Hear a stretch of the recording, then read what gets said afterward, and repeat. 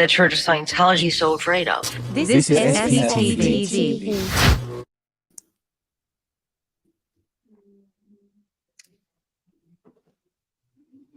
Hello, hello, hello, everyone.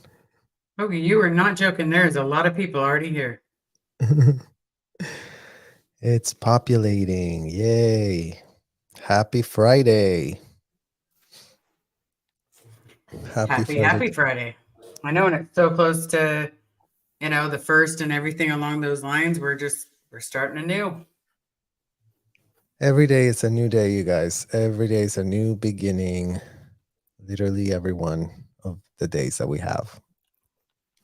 And, Liz and I were talking, and the title for our live today is Growing Up in Scientology, From Growing Up in Scientology to Self-Discovery. And we had a really important birthday, I know, this week for Liz. And I would love for you to share with us, maybe how that relates to self-discovery, and tell us about your birthday, because maybe not everybody knows yet. If everybody doesn't know, it's effective August 30th. I have been clean and sober, clean for 1 year. Sober, I guess. I just don't know how to relate the two. So I haven't touched a drop of alcohol. How was it at first? At first, it was a struggle. And then finding out a lot of the other stuff that has happened in this last year has definitely made it just a skosh challenging. But at the same time, it's all about learning and growing and rolling with the punches, but without rolling to the bottle in those punches. So far I've done really, really well. My communication, I'm still working on it. But I'm doing the best that I can each and every day. That is so wonderful, Liz. Yeah, I mean, I feel that it's such important transparency, and it's so great of you to share that part of your struggle, because being subjected to a lifetime of gaslighting, abuse, and fraud took a toll on our nervous system, took a toll on our developing brains. And, we're learning to find healthy coping mechanisms, right? Yeah. You mean you can't find the answer in the bottom of a bottle? Like, I'm just saying.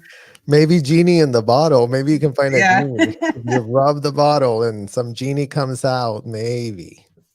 I wouldn't mind, the 3 wishes kind of genie, but yeah, that's just, I have to avoid the big bottles, unfortunately.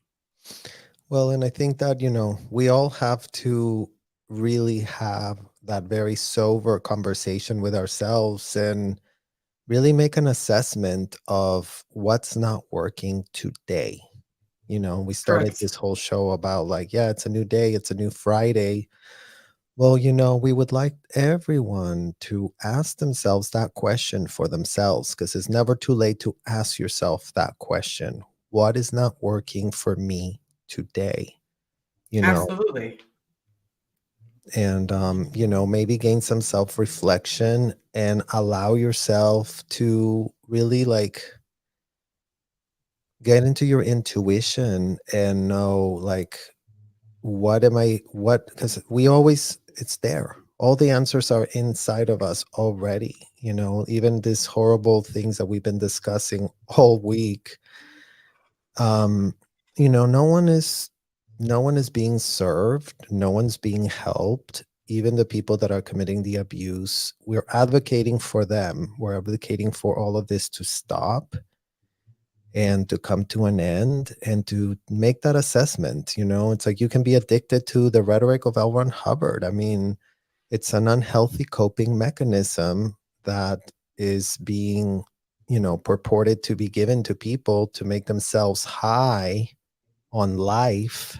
But you don't need that rhetoric. You don't need those books. You don't need those rules. You need people that will let you discover who you are for yourself without having to have the science fiction pathetic writer that he only care about himself. Like, it's a very sick joke that is being played on everybody, even the ones that think that they got it all going on all the way at the top. It's like, really, guys, you really have it all going on? Like, does it feel good to live without a shred of privacy? Do you really need to, like, do you really think those people in that hotel that are insulated from the entire world are going to have the right answers for you? I mean, really think about where you're getting your help, right? Like, these hotel people, they can say all the right things. I mean, Liz, tell me about you being able to say all the right things, because I mean, you were working at Celebrity Center, right? Yep. So the right things would be, like you see a celebrity and basically, for a lack of better terms, you're kissing their ass. You're acting like they're the greatest gift to mankind, is that they walk through these doors. Oh, you want me to wrap your kids' birthday presents? I got you, boo boo, but it wasn't done with a boo boo. It was done with a, absolutely, let me drop everything. I'm going to go wrap somebody's presents, and you want food? I'll go get it. You want this? I'll go get it. Oh, you want your bed folded down a certain way? You got it. And it was, you had to, how's your course doing? How are you doing? And before you know it, you're repeating the same cycles over and over and over again. But each time you're expecting a different result. And it's never the same. It's never a different result. It's always the exact same motions instead of a different result. Yeah, and unfortunately, the result always comes at the expense of your integrity, at the expense of your own spine, The because, expense of your soul. like you said, Liz, I mean, it's a yes sir environment, and yes sir in the most enslaved way you can imagine. I mean, these people had status, they had, and it's all made up, right? It's like, every human walks on the same earth, and I think that Hollywood has not done any kind of good job at setting any kind of example. And in fact, the more we look into it, it's like it's two cults working parallel to each other, Hollywood and the fake wokeness that comes out of them. And for a long time I thought, oh, people that go fake woke and but it's like, it's become so obvious, at least for us that are so embedded in this culture. I mean, we're looking at the culture here in Los Angeles, this celebrity culture, and it's like this idea that these people are special in any way, shape, or form because they appear on Absolutely. TV. Or like they're better than. That's the big mentality, is that, oh, the celebrity, they're there. Oh, they're so much better than me. Their checking account is bigger than mine. Yeah. But their moral compass, not so much. Yeah. And so I think it's important to, again, take an assessment and reevaluate, because even those celebs that are getting the free slaves, it's like, is that really worth it? Do you really need it? Like, really think about all those people, like Liz just said, oh, I'm gonna wrap your gifts and I'm gonna do all these favors, all these free favors. It's like, those free favors are being used as leverage to manipulate you. They're not free, right, Liz? Mm. Like, even though Liz wasn't working in her best interest, but the only way she stayed afloat is by pleasing, and you know the type of things that were required of us at such a young age is nothing short of a full-blown slave, because they were using our time, they were using our resources, they were using our youth, they were using our formative years. And unfortunately, they liked it. They thought it was good for them to have that. And It's that's almost why, like an ego boost. It felt more like we're their ego boost. We're not human beings. We're just their ego boost and there to pamper them up and make them feel so good about themselves.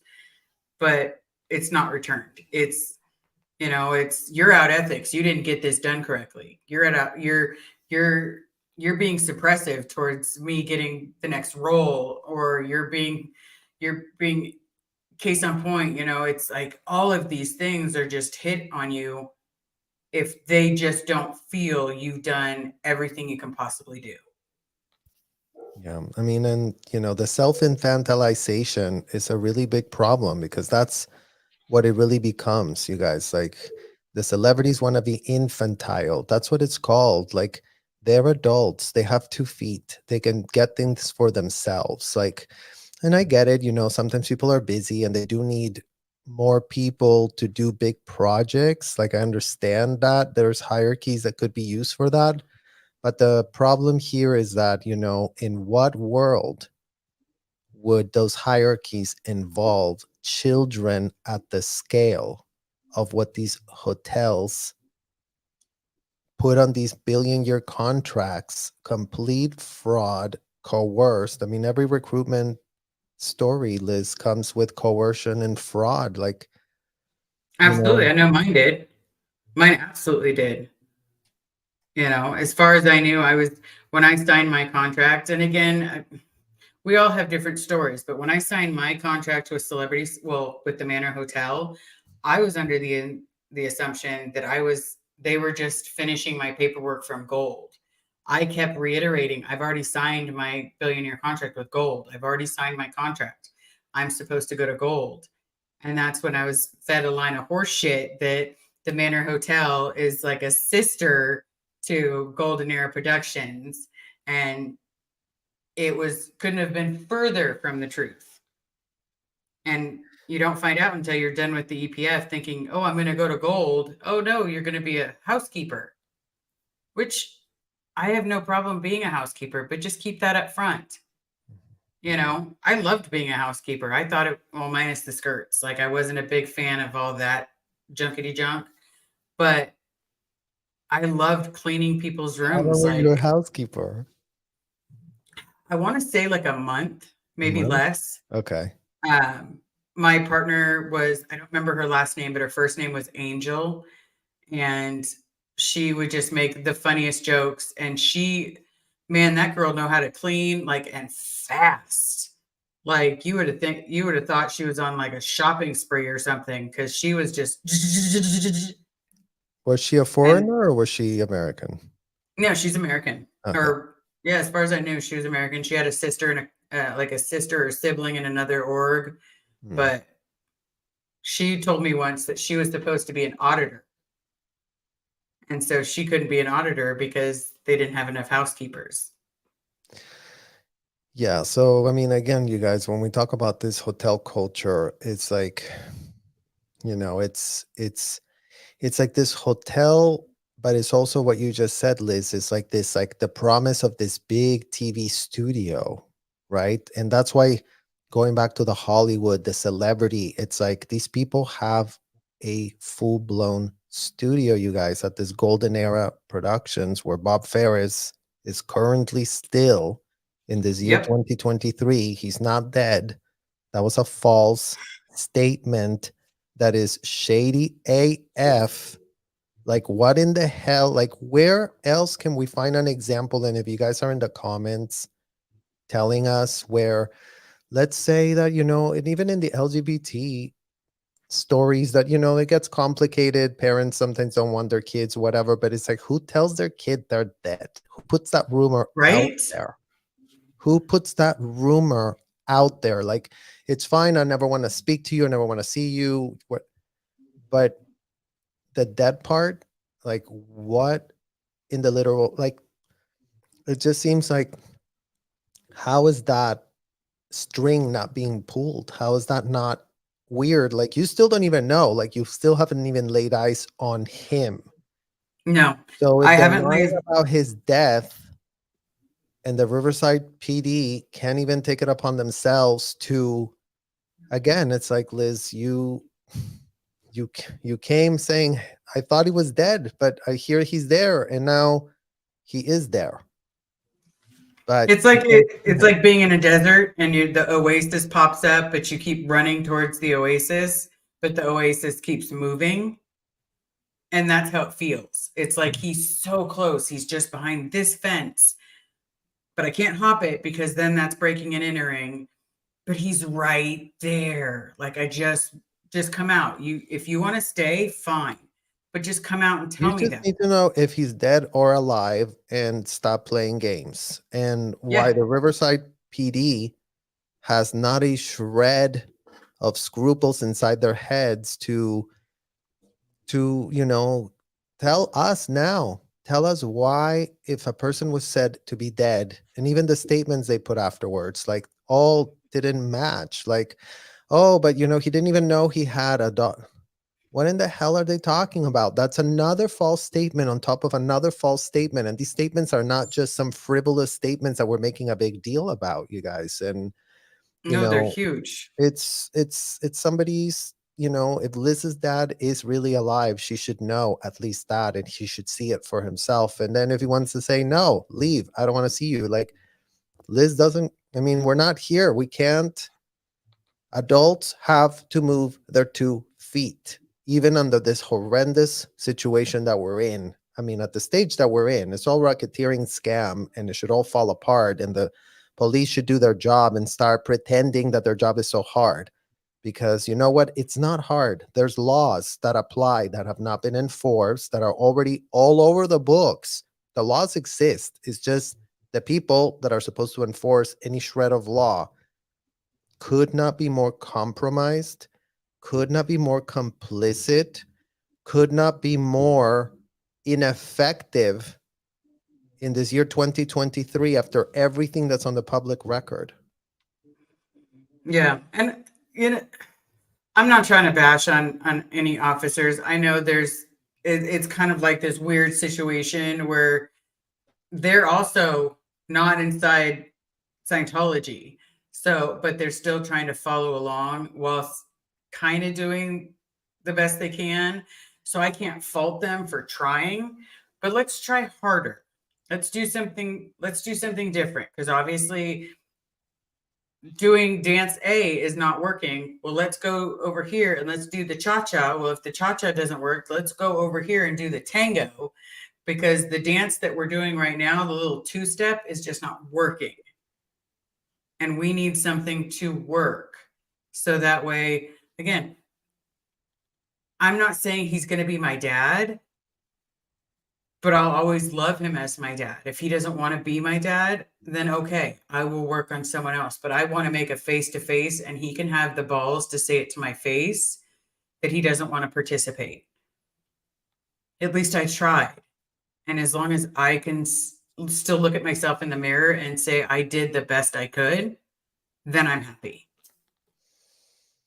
Yeah, I mean, and going back to like sort of what we talked about, this live is about conditional love and unconditional love, because I think part of our self-discovery journey, and the only reason, you guys, we are alive here speaking to you, I mean, I definitely, is because we have been helped. We have been given unconditional love, something that wasn't available in our childhood.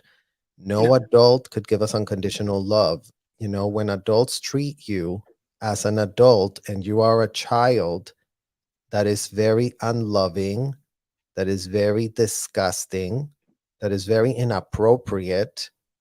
It has no basis or grounds on reality. For people that are obsessed with clearing definitions, really clear the definition of a child and really clear what in the hell a child is, and stop infantilizing yourself, telling yourself that a child's just a theta in a small body and whatever in the hell pitch you were given. It's a false AF pitch. Maybe it worked in the 70s, in the 80s, in the 90s, in the 2000s, whatever. In this year 2023, that pitch of children Does not work anymore. in small bodies is a falsehood, and it needs to be like, this is just full-blown clownery on display. Like, it's an insult to our intelligence now, at that time, Liz, I mean, how was the culture for you in terms of the conditional love? With my mom, it came with not getting in trouble with security, completing my communication courses, completing my child auditing, um, basically seen and not heard, and for lack of better words, just shut the fuck up and don't be seen, don't make a sound. Um, yeah, that would be the best way I can explain it, is that there was no love. There was no, I love you, honey. There was, Elizabeth, what did you do? Sandy, I didn't do anything. There wasn't this love where you're like, you say their name and instantly you're like, "Oh, they're here to protect me." Mhm. And your parents were in the Sea Org or on staff at the beginning, or? My parents met on staff, but my earliest memory is the Sea Org. That's like my first memory, is going to Incom to visit my mom. As weird as that sounds, like now looking back as an adult, I'm like, wow, I walked into Incom, which was their, super, it was like an elite area where they did a lot of the, you know, typing and faxing and a ridiculous amount of secrets. I mean, as much as we thought we were part of something elite, you guys, I mean, like what you just said, Liz, like it was pitched to us as very elite, and this is income is for all the computer stuff was going on. And Scientology's always been trying to stay ahead of itself because they all know they're doing horrific things behind closed doors, you guys. It's not Yeah. like it's, oh, we didn't know. We had no idea. Everything is premeditated. Everything they know. L. Ron Hubbard didn't want any of his proteges to be them. He expected the proteges to become him, to adopt his memos, to adopt his opinions, to adopt his pitches. And when And you his really, values. what's that? And his values. And his lack of his nothing, his no shred of humanity. It was a Yeah, there's no dehumanizing humanity process. behind his values. It was a dehumanizing process, right? Our parents were turned into shells, were turned into drones that would regurgitate all these memos, regurgitate all these platitudes and talking points that didn't make a shred of sense, you guys, honestly. Like, and we say that in like, where we couldn't be more mortified or horrified today about the level of intellectual abuse. Because, again, I mean, how is this still happening to kids today as we speak is what we want to know. I mean, Liz, Right? if there was not a shred of a child in there, I, for myself, would never take the time to explain what I would have said. Okay, I moved on. It's not being done to another child. Like, I can't help anyone else. I can only affect, change in my immediate surrounding. And it's not for me to decide what all these adults want to do with their lives. But unfortunately, they tap kids as a primary source of recruitment. Mm-hmm. And And they Stepford wife them. so, everything is conditional. Like you were saying, it's like we were being graded if we went up a bridge. And it's like, me becoming a class 12 auditor, Liz, I mean, it was done because, that was the way to survive at the time, right? Like my parents Yeah, because if you literally, don't make it, you have no friends, no family, no nothing. You're on the street. well, and I was speaking to another second gen just today, actually, and we were discussing how when we were there, you guys, it's not like they didn't say, we have a lot of ARC is what they would say, like they wouldn't really use the word love, but they had these euphemisms and terms to know when you were in the right. Oh, you're so upstat, you're so great, you're so, no one can touch you because you're so ethics right now. But then the next day you could be in a lower condition, in a condition of treason. And, these indictments that were run on kids were not a joke. Like, I got my first ComEv, Liz, at 15. When did you get your first ethics action? I was young. Like, if I remember right, my first ethics action, I was like 7 or 8 years old, as weird as that's gonna sound. I got sunburnt, and I remember going to the beach, and I got sunburnt really bad, and then I had to report to the ethics officer to get out my overts and withholds as to why I got sunburnt. It wasn't because I'm white as hell and, don't have a speck of tan in me. It just I was in lower conditions. Yeah. So I got to work my liability in up. So I mean, yeah, I mean, my parents were doing ethics handlings on me and I remember doing lower conditions for playing with Barbie dolls, you guys, because I was betraying my body and my Thetan and all these stuff that it didn't make any sense then. We had to like pretend that it was making sense. We literally had not a choice because the more you would push back and say, guys, this doesn't make any sense. Like, why are we writing that I'm a treasonous person? I was 8 years old. I was playing with a Barbie doll. Like, what's the MF big deal? But a Yep. big deal was made out of it. Like you said, I mean, did they think that you were creating out PR by being tanned, burned, or what was the problem? What problem were you creating? That I was taking my mom off post to take care of me because I was so badly injured. Because I don't just get like a little red. Like when I say someone call 911, I have blisters everywhere. Like the sun is not my homie. I love how warm it is outside, but the sun is not my friend. Well, and That again, you didn't know, right? Because you were no. a child. You have no idea. You're out there playing. You're not thinking. You've never experienced that for yourself. So, and again, it's not like your mom was there to look after you because our parents were too busy doing God knows what, you guys. I mean, at the end of the Yep. day, like, I drank paint thinner out of a bottle and nearly killed myself. I woke up at a hospital with my mom like literally going hysterical because there's no one around. Nobody was Mhm. looking after us. Like we felt like we were just an obstruction to their important work. We were always a nuisance. Like, shut up. Like, don't ask for anything. Like, just do as you're told. Stop being, deaf T and all of these, what I've now understood, Liz, are very sadistic terms because only a sadist would speak like that to a child. Right? Or, feel my finger when you're like trying to not to cry because your skin feels like it's gonna just fall off at any second.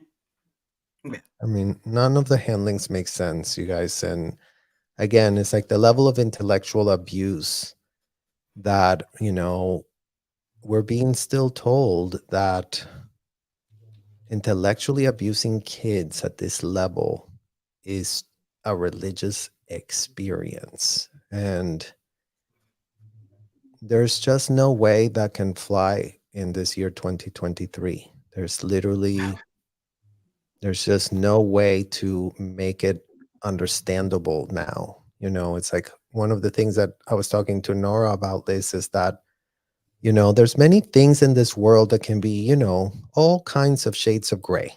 People can have so many things and spectrums possibilities, but abusing kids and abusing animals is one of those few black and white issues. You're either abusing them or you're not, and it's not an opinion.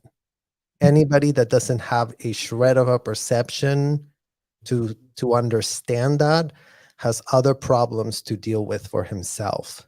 And that's the point here, right? Like we need nobody advocated for us when we were there. Nobody toned it down. Nobody took the extremism down and said, "Oh Yeah. no, L. Ron Hubbard says that y'all are just like adults, but you know what? Let's just not do that because I think that's just dumb. Let's just change that." And L. Ron Hubbard thought that then, but there was no reform. No one was important enough to put a stop to child abuse happening right in front of everyone's eyes. It's on full display, the dysfunction. Absolutely. And, the sad part is most of the time we were looking towards each other, like the kids. I know I personally did, like Sergio Belinsky. He was a huge part of my childhood because we had each other. Sasha Obelinsky, huge part of my childhood. I will remember them till the day I die. Mm. You know, Molly Housen, the Housens, they were all a huge part of my life. And we would lean on the older kids to almost like they were protecting us, but they weren't. We just needed a sibling or someone to say they gave a shit, because I know I wasn't getting it from my mom. I was in trouble every time I turned around. And then with my dad, I do want to get him out, but there's also, he didn't take responsibility for having children. So it was like, yeah, I look like a spitting image of you, but somehow you got hooked in this, and you got hooked so bad that your family on the outside and your children on the outside meant absolutely nothing to you. Mm-hmm. And so now it's about, okay, well, just because I meant nothing to you then, you mean something to me. And I'm not giving up, because I'm going to show you what you never showed us. And that means I give a shit. Yeah. And I mean, again, we're here to break this generational trauma cycle of abuse and insanity. And, we have to be willing to pick up the pieces. I mean, we are adults now. We really can hold a lot of things in our head all at once and, make rational, intelligent decisions about what is in front of us. Like, we understand that our parents were scammed, they were defrauded, they were coerced, they were sold a bag of BS, and it's Mm-hmm. unthinkable.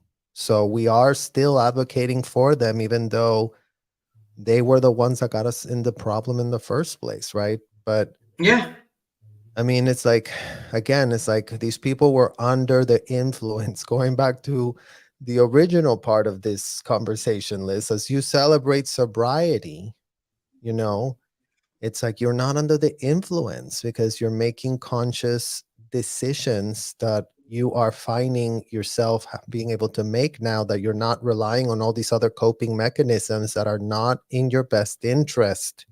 Like you said, the bottle was not in your best interest.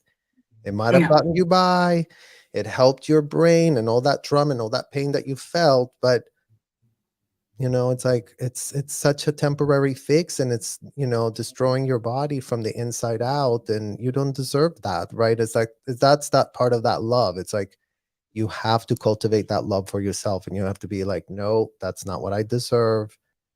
I deserve better. I can do better.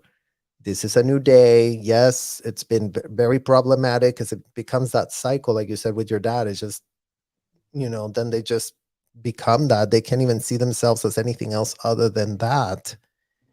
And I Yep. mean, that's the cycle of every addict. I mean, nobody goes Yes. in their right mind to destroy themselves. There's actual illness that needs to be addressed in that plight. Absolutely. Because I mean, thinking about it, I escaped the bottle. I don't want to say escape the bottle, because realistically what had happened was I kept finding a solution, thinking that I felt better the more intoxicated I became. Then the shit that I went through as a kid, it wasn't so tremendously heartbreaking. Mhm. Like when you see someone with their parents and they're giving their parents hugs, and for some reason that would devastate me. Like it literally broke my heart. And so, okay, let's have a couple have a couple drinks. And then before you knew it, you were chasing the bottom, and you were hoping somewhere at the bottom was going to be this answer. And you got so drunk that you just became less and less of yourself. And it was like you were chipping away at pieces of you instead of chipping away at the pieces of the problems that were causing it. Yeah. Yeah, that disassociation is at the time looks like a good solution, but it's always such a band-aid, and it's always, that's what keeps tripping you up, right? Like it's a temporary solution for the beginning of the problem, and then it just puts you in a spin, and you know, it's like, to break that cycle can be very hard. So, and you have to have compassion and you have to have empathy. You cannot just come from a point of ethics, which is what they told us there, that if you shame somebody, if you literally humiliate them and tell them you're disgusting, you're out ethics, what the hell's wrong, all of that is nothing. All of that is just literally nothing. It accomplishes nothing and it gets no one anywhere. Yeah. Here's a question that I just popped up, that I thought was good, from Renee B. Exactly, Steele. Oh, we don't say any of this, attention, at least for me. Who the fuck cares? My issue. Oh, this wasn't a question. This was a question. Sorry. Question: is there anything all of your followers can do to help, not monetarily, physically? So from Veronica Priya. Well, For me, hit subscribe. That way, the more people I can get the message out to, the better. Doesn't have to be monetarily. Doesn't even have to, physically. You don't have to, go dig a hole with me. But at the same time, show support, spread the news. We're trying to get this message out to as many people as we can. Because if just one person that's inside those blue buildings or inside Celebrity Center, we know OSA's listening, you know, if one person can hear what's going on, then they can wake themselves up because it'll start to make sense. Okay, well, that doesn't make sense, but I went through that too. Oh, that doesn't make sense. Oh, but I went through that too. And before you know it, we have people waking up. We have, we have situations set, or not situations, but we have steps set up so that way we can help them. And that well, way, I've been thinking a lot this too, because it feels daunting to show up here with you guys and show you so many receipts that have been ignored, so many corroborating testimonies of everybody saying the same that has been ignored. So I do understand and empathize with how frustrating it must be to show up to something that is always, we're talking about unthinkable things, and we are organizing different things. I mean, there's so many creators on SPTV, and we're having to be resourceful. And Veronica, I think one of the great things that y'all can do is ask questions of the media. Okay. Mhm. So your own questions based on everything you are hearing, based on everything you know from the law. I mean, a lot of you guys are so smart in the comments that did go to school, that do know how the law works, that do know how things actually work in the real world, right? So when you hear something and you learn something from what we're talking about, they are agencies. They all have Instagram accounts, you guys. The FDLE, the Florida Department of Law Enforcement, tells everybody that, they're there to help Florida and enforce the laws. So, and they put all manner of like, oh, we really care about human trafficking, you guys. Like, you can find that in the FDLE page, Instagram, but, they're not stopping any trafficking happening in Clearwater. I mean, they've allowed it to happen for decades. And, I get where you're coming from in terms of like, their job is hard, and there's a lot of things to do and whatnot, but you know what, start taking it upon yourselves to do some of the heavy lifting. Anyone that works in law enforcement, if you didn't realize your job required heavy lifting and require you to care for kids that are not your own, we're coming here and telling you that what happened to us in our circumstance, how our parents got involved. I mean, it's taken us decades to unravel. Like, we walked out as roadkill, you guys. Like, literally, like, yeah, when we I walked was out of a this quarter place, of a it was so person. dysfunctional. I mean, so dysfunctional, so troubled. I mean, how was your first year out of the Sea Org? What was it like? A shit ton of crying. I had when I left, I had zero respect for myself. Like I thought I was the lowest of low. I was scum. You know, how dare I fail at jumping off that building? I need to not fail. Like the next thing I need to do is I just need to do it because I'm scum. Mhm. And I was left so broken that the idea of living seemed harder than getting through what I'd been through. Mhm. Yeah. So, I mean, it's the struggle is real after all of that abuse and after all of that force and after all of those boundaries being broken. It's like we are broken. By the time they're done with us, we are effectively broken. And it takes a very long time to connect every piece of the puzzle, of the very shattered puzzle that we left behind. I mean, for me, Liz, at the beginning, I was so happy. I mean, I went from living in that disgusting hotel, and they wouldn't let me stay in Clearwater, Florida. I wanted to stay there because that's where all my family was when I left the Sea Organ. Since I was so well known, they didn't want me to infect anyone about what goes on in there, right? Basically. So they're like, no, you cannot stay here. And I was just so pressed to get the hell out of their grip that I ended up being like dumped in New York City with nothing. Oh, yeah. Wow. That was the first place. I had watched Sex in the City illegally. Okay. This is a big overt I committed while I was there. I had a DVD player that I wasn't supposed to have, and I would come back from post every night and watch a DVD, one episode of Sex in the City. And I finished that whole season. And you know what? Maybe they didn't want us watching it because that was the first inkling where I was like, I want to be in New York. I don't want to be here for the rest of my life in this hotel doing this disgusting work that they're having me do. No way. So when I Mm-hmm. turned 21, I was like, no, I'm leaving, I'm leaving, I'm leaving. And then, they didn't want to let me stay there. And again, it's like at the end of you leaving, they make your life so miserable because the whole game is we're going to break you, we're going to break you, we're going to break you. And once they're so pissed at you because you won't say yes, they work on you this whole time until you say, yes, okay, I stay. But, Yeah. for some of us, it's like at that point, it's like, I don't care. Like there was nothing they could do to scare me. I wanted to leave more than anything else. And, oh, David Miscavige was coming around. And that's what ended up getting me out because I was on it already for like 6 months and they wouldn't leave me. And they're all of a sudden, they're like, oh my God, David Miscavige is coming. Like, we don't want him to run into route outs, is what they called us, because then other people would get in trouble. Like, why are they wanting to leave? What did you do? Blah, blah.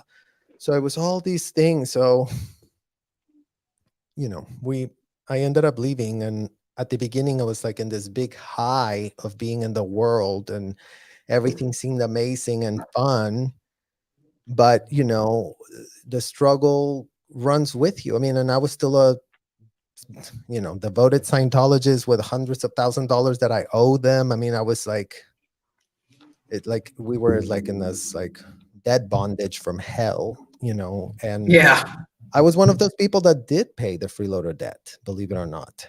So I did pay them that because to me, I was like, oh, because otherwise I was going back to my family. My family was like, you're in a lower condition, you're a degraded being, and you are needing to fix that for yourself. Like, never mind that my parents emancipated themselves out of me at 14, 15. They've never took responsibility for anything they did, and Yeah. it was just They all never will. I mean, at least my mom never will. She calls all the years of scars and everything else. She calls them discipline. Um, it reminds me. I saw Amy in the chat earlier. So I knew Amy. Like I didn't know her personally. Like we weren't homies. We're becoming Amy, friends. Like I think she's which Amy, amazing. Amy Scovey? Amy Scobie. Oh, I think because working at Celebrity Center, she yeah. was our boss, our The boss's struggle is boss. very real, but you both are so strong and brave and have many people in your corner. Yay. So for me, I was terrified of that woman. Like I thought at any moment, like I was going to infuriate her and I was going to bring down her wrath. And when I was trying to route out, they kept trying to tell me, "Oh, we're going to send you to Florida. We're going to make you be an auditor." Not make you. We're giving you the privilege of being an auditor. Like you've been abusing me for 2 months, and for 2 months I've been digging holes on decks, like not even routing out, just on decks. Mm. And all of a sudden I was like, they were telling me I'm being transferred. I was like, okay, this is crap. Like you're telling me I'm a worthless piece of shit, yet you're going to send me to be an auditor when there's so many people that are in the org right now that want to be auditors that aren't pieces of shit. So I walked up to the RTC box and I wrote a letter to RCC about how I thought LRH had don't reward the downstat. And here they are telling me what a worthless piece of shit a human being I am. And yet they're trying to send me to flag to complete a stat. And I signed it and I put it in the box. And I was like, okay, that's it. Like, I'm done. I'm done for it. They're going to kill me because, holy shit, I just wrote a letter to RTC and I know they check the boxes. Like, they do all the time. Mhm. And so then all of a sudden it was like, oh, you're not going. And people that I knew that were friends, nope. I was getting screamed at every time I turned around. If I went to the bathroom and they were nearby, they'd be What like, is oh up my with the God, this is control of the out bathroom? ethics. Honestly, Yeah, you guys, this the is an control out of the ethics bathroom bathroom is now. real, right? Like they always are like, oh, the bathroom, tell us when you're gonna go, tell us for how long, go fast, don't stay long. It's like, I mean, Yeah. So when I got out and started this whole SPTV journey and I saw Amy Scobie, I was like, you may not remember me, but I was the person that almost jumped off the roof. And then, she remembered when we had talked about it the other day, or not the other day. I think we talked about it on the chatathon, mm, where Amy remembered the Sea Org member that tried to jump off the roof. And I was like, yeah, mm. that was this one right here. Thank So God you didn't, Liz. Some little angel came grabbing you like this. It's like, where are you going? Come back here. I mean, I was I talking was so to done. I was I talking was to so Vanessa and done. you about me trying to drive myself off in my car at 140 miles an hour, and it was like, okay, I'm just gonna find the place where I can really fall because I was like, I don't want to like not die, and I was like, I was looking, I was scouting where to go. And I mean, you guys, again, it's like that's the level of mental health crisis that these people are dealt with afterwards, Yeah. especially We're when you start to reconcile with the lies. Like, as much as people say, yeah, you left, but then all the heavy lifting work actually begins because you think your life, at least there you were under the influence. So you were so numb, nothing felt like anything because everything was already at its top tier, nervous breakdown, extreme. Like there was never everything was extreme, extreme, extreme. Like Yeah, there was no happy gradient. There was no like, oh, we're living life. Here's life. No, it was and you better have your stats going up because if they're not going up, then you're a down stat and you're bringing down the team, and the team means you're bringing down the planet. So there was no happy medium. It was either you're climbing or you're garbage. this one from Destiny Salazar. Every time I hear a new horror story about the Church of Scientology, I say to myself, at least Serge found a way to watch Sex in the City. Love you, Serge, and you're able to fuck. Yes. Yeah. I mean, Absolutely. cultural things, right? It's like we lacked cultural interactions. Like, and even though it was so weird, Liz, because in there we were so like dejected from reality. We thought ourselves to be so cool. And that's why, I think glorified slave is the right term. We weren't slaves that we felt we were a piece of trash, even though we were being treated like literal pieces of trash. But we Yeah. were still wearing these like ridiculous military clown uniforms that we felt they couldn't have been fake because they were military actual uniforms. So this idea that we were in some sort of army doing some sort of something as a nonprofit thing, it was just like sacrificing our youth, our formative years, and our naivete and gullibility of kids that we did possess, as much as everyone has trivialized that and made it seem like, oh, well, what the hell are you guys complaining about? Everybody goes through the same thing. Nobody goes through what L. Ron Hubbard wrote. All those other No. religions, I'm not an expert at anything else, but whatever in the hell was done in those hotels, I can guarantee you does not get done anywhere else, because only L. Ron Hubbard wrote what he wrote. And in fact, they used to always be like, we're so great. Aren't we so special? Because all these other people that say they think they have the answer, they couldn't be more stupid because they don't have technology. We have technology. They don't have technology. So let them be the religions, whatever. Like, we don't care about that. Like, they don't have the special sauce we possess.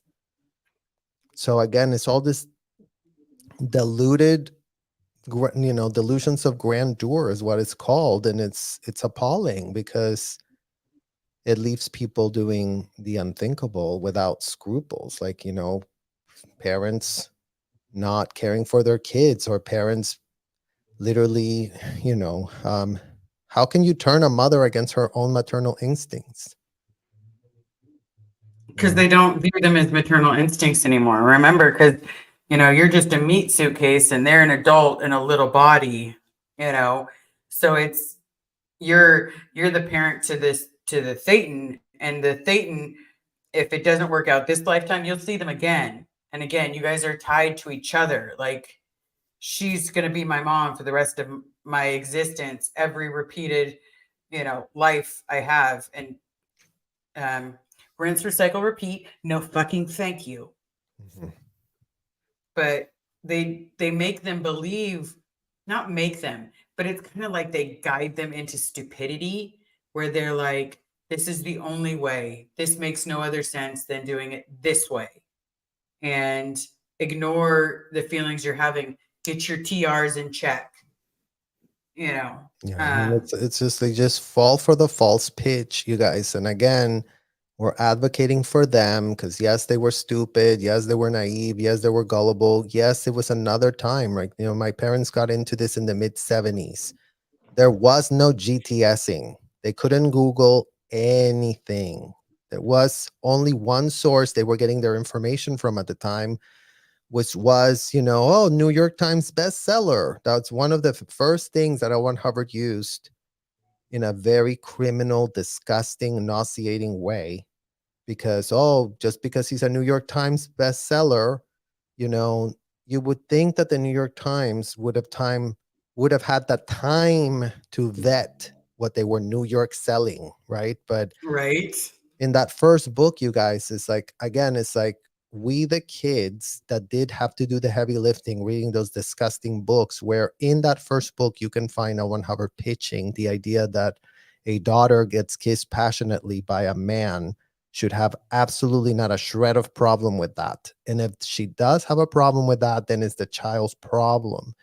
So again, these people ran unhinged with no boundaries and infantilized themselves. And there cannot be a culture where adults are running around acting infantile without consequences, because that's not a religious experience for the kids that this is being done No. at the expense of. So let's just make sure that that's all we care about. Like, you want to be infantile, you want to be cradled and canoodled and told you're so special, and here's a certificate and here's another one, and aren't you so powerful, aren't you so great? Because that's all that gets repeated to them. Oh, I'm having so many wins and my energy and my this and my that. And it's like, Oh, my needle's floating.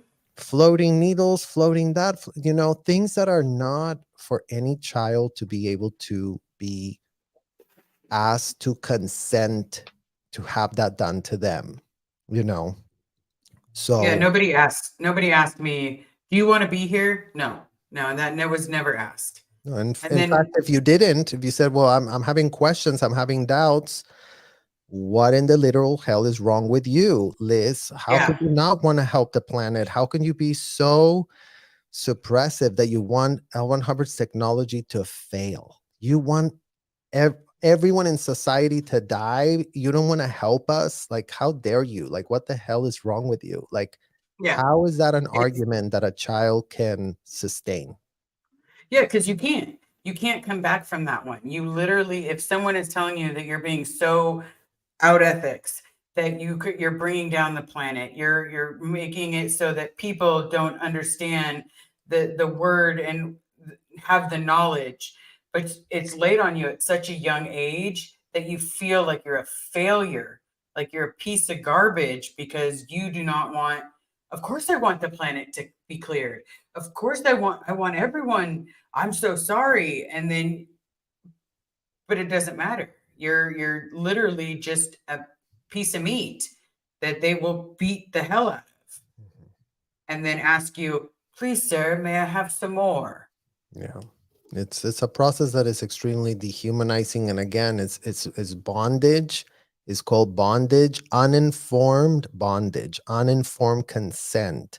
Minors cannot consent. Minors have not a shred of a clue what's being proposed, being plugged to that machine. I mean, we saw in the live from Jenna, Liz, like, she went and squeezed the cans like this, you guys, because you'd be so mad. You'd just be like, shut the hell up. These auditors, I was an auditor. We were trained to be robots. We were trained to be dominatrix that are unhinged. I mean, even a dominatrix would tell us right now that we are literally soiling the name, because a dominatrix listens to the boundaries. There's an agreement, there's a consensual thing that they have to do. So it's not a free for all. But for these kids that did underwent these disgusting role plays, that had not a shred of a clue what in the hell anyone was talking about. And again, going back to why in the hell are we calling them role plays? Because somebody was the auditor, somebody was the PC. Mm-hmm. And I We will were say the kids. We one, were not PCs of nothing. We were not no, a PC. We were a child that was 12 yeah, years old that didn't want to be asked, have you ever raped anybody? Because that wasn't helpful or beneficial to us to be being asked those questions and to be, dehumanized to that level. Because again, it's like, how dare you ask me those disgusting questions? correct. Now, I will tell you the one thing when it comes to, I'm not considering myself a professional in the dominatrix submissive role, but I will tell you Hey, one literally thing. just some GTSing, you guys, and we see like Uh, what's there. But in that world, the person that's in charge is not the dominatrix. It's the submissive, because they're the ones that are holding the power of using the safe word. If they want it to stop, it stops. Well, the trick about it is in Scientology, even if you wanted it to stop, even in the Sea Org, you wanted it to stop, there's no stop. I'm gonna No hit you with safe everything that word. I have, Yeah. and I'm gonna keep hitting you until you are so on the ground that death is the only option that seems viable Yeah, because and I you mean, can't stand. in terms of this communication, it all boils down to boundaries, personal boundaries that are violated ad nauseum in these disgusting role plays that do take place in these hotels, strapped to machines where a child cannot move. So when someone can tell us how that is not an extreme, disgusting, unhinged role play session of horrendous, discussing power dynamic imbalances that make not a shred of sense, right? Because Scientology is that. It's not dumb. No, they do it in their own hotel look, you guys. I mean, you've seen it. They have not a shred of shame to show you the photos, it's like, we're not saying that they have some sort of dungeon with whips and no, that's not how it is in there. They only have a machine with e-meters. Now, do they physically beat people up? Yes, but it's not through like some dungeon. Like I thought, they have nothing to do with dominatrix. So let's make sure that that's clear. But they do have to do with violating boundaries in horrific ways that are unthinkable and holding people against their will because you couldn't leave the room. That's why Jenna was like literally squeezing those cans. You're driven to that point of insanity, and and anger is the right emotion you're supposed to have because you're being violated. And you don't want Absolutely. to, and your intuition is telling you what in the hell is going on. And you look over at your parents and they're like, yeah, we're paying for you to get this, so become more grateful about it, because apparently these sessions, why are they $400 an hour from a person that completed a 2-week course at a hotel? You guys, honestly, like, if somebody can make that make sense, what we experience, like $400 an hour, we couldn't have been scammed because, of course, $400 an hour must mean that what we're doing couldn't just be highly illegal, right? Government, right? People at the Mhm. FBI, right? People all over the Clearwater Police. Like, it makes a lot of sense for adults to end up in hotel rooms with minors and children. I mean, again, that are not yours, that are being Correct. lent to you, that are being provided to you. Oh, here's this minor. Here, do this. Ask him all these questions. You're just being trained. Go get a certificate. A certificate was the only thing these people were pressed about every week. Get another certificate. The certificates is all we care about. They put it on statistics. Oh, man, look, we're getting a lot of certificates, you guys. Like, And for me, all the certificates like passing, the PTSSP, passing the student hat, passing the peer, that it meant absolutely nothing. But for some reason, that document was so important. well, because Yeah, it you gave you that passed, you fake did this. status, right? Listen, and that Yeah. fake status meant a lot in there. Like, it felt, oh yeah, I'm at this status, I'm at that status, and everything was like a status. But the status is based on what? It's not grounded in reality. It's grounded in an infantile, narcissistic way that people can, going back to, let's say these role play sessions are really like, pseudo depositions, right? Because pseudo depositions with enhanced interrogation techniques, which really actually is the definition of torture when you really Yeah, think I about it. can tell you that what for me, my sec check, which is the security check, it went on for days. And every time we'd be in there for hours and I'd be starving. My stomach would be growling. Or you know what? I'd even have to go to the bathroom. And I would sit there and say, I have to go to the bathroom. I'm so sorry. Can we please hold?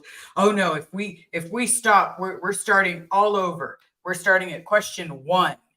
And it's just like, awesome. I'm about to pee my pants. I am starving.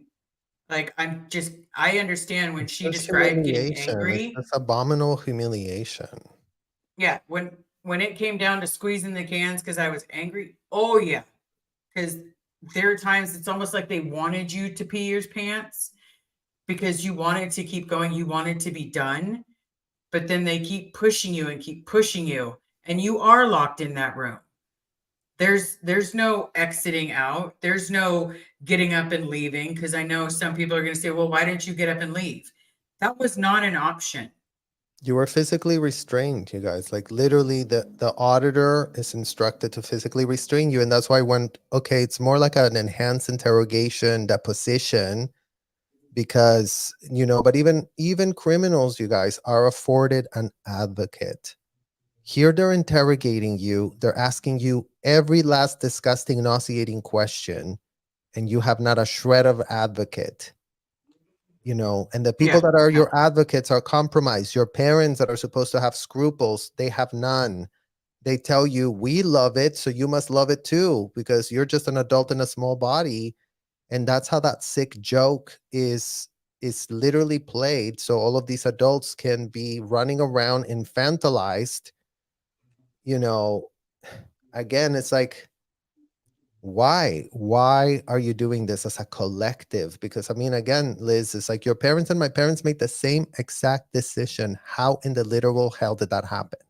Right? It's like, it's not like you came from this really crazy parents and only bad things happen to you and everyone else is having a great jolly old time. Yeah.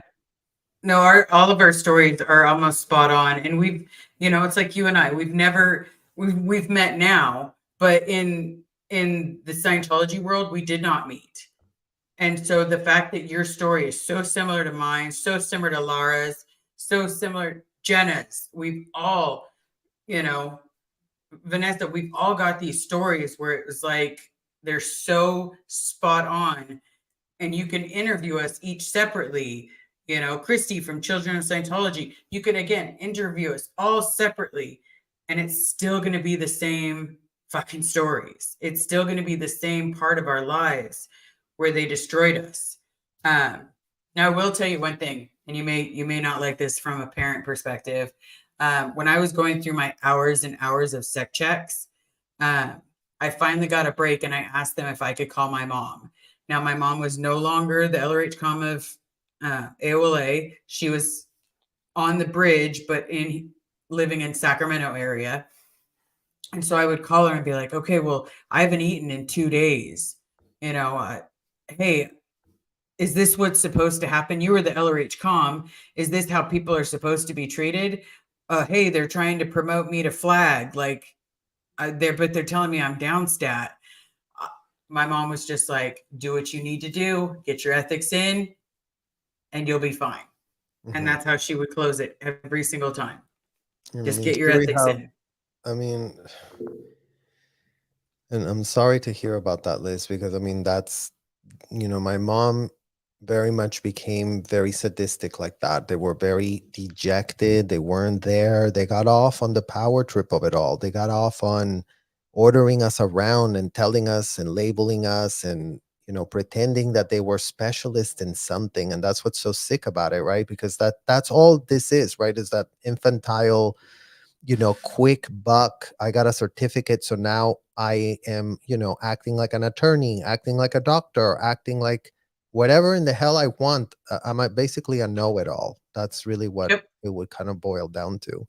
And here we have another from Children of Scientology. My sister's last session, she did pee her pants at 12 years old. She refused auditing from then, so was labeled low tone and no case gain. I mean, imagine, and again, you guys, like, that might not seem like, oh, well, at least you didn't get more auditing. Like, no, for a child to be like labeled a no tone, low case gain is a full-blown indictment. Like, you couldn't be more pathetic or useless, and you couldn't, and as a kid you would feel like that because there's the flip side of that too, right? Like, I was told I was a prodigy. I was told I was amazing. I did the courses better than the adults. I did everything better than everybody, but that wasn't in my best interest. And it was horrible what the hell I was doing, and doing audits and doing all these things. It's like, that was disgusting. How in the hell was I being taught to do that at 12? Like, that's the question I need answered today, from my parents on down to every last Scientology parent who'd put their kids on a course purporting they were helping communication. Well, you know what? You weren't helping communication. Look at the pitch a little closer today and really ask yourself in a mirror if you're teaching kids communication by eroding all manner of common sense boundaries. And if you still want to pitch that as not predatory, double, triple, quadruple check that pitch. Yeah. Because realistically, there's no happy side to what that went through. And a lot of times people faked it. Like, I know quite a few people that faked it because they were scared of the consequences, scared of any repercussions of what could happen.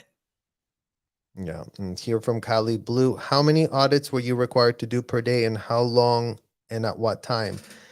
So Kali Blue, this is a multi-answer question. Number one, many kids got different audits depending, like, there were some celebrity kids, for example. Let's just bring that up. Like, oh, this is a celebrity kid. He's having trouble in school. Well, now their parents just paid $30,000 for that celebrity kid to be intensively audited. Okay. That's what they literally called it. Oh, you're going to go in session so intensively. Aren't you so lucky? So let's make sure that that's clear. The delivery was sold to these parents in packages of 12 and a half hours. So each one of those 12 and a half hours was called an intensive. Mhm. So you have those kids going as many sessions as they can put in. Because remember, Scientologists over there are going, we need the statistics, audit. Like statistics in there are everything. The metrics are everything. It's all just the metrics, the statistics, check him, do more. Did he go in session? Oh, he says he doesn't want to go to session. Well, ask him again. Maybe he wants one again. So like the kids just get utilized as pawns, and all of these sham sessions can go on. I mean, sometimes it could go very short. I mean, sometimes it could literally be 5 minutes. Oh my God, I'm doing so great. Some kids would be like, oh my God, I'm doing so great. I had such a big win, and they would end it. But some kids were like, oh my God, I hate this. I don't understand what the hell's going on. And the worst you got, Children of Scientology just said, is like, you peed. You were so nervous. You were so disassociate. It was such a disassociative procedure because, again, we were being effectively tortured. Mhm. So, it could go so long. It could go. Anyone could there decide, oh, sounds like you need to go in session. Boom, you're now ordered to go into a session, and they grab someone. You take that kid, here's their folder, here's their thing, here's what you're going to ask them, here's what we need to know, here's why we need to know it. I mean, everything is premeditated. Again, the whole process is like data mine the end user and then exploit all that information, use it against them to manipulate them in real time, and without a shred of scruples, or not even thinking that you're doing anything wrong. I mean, how?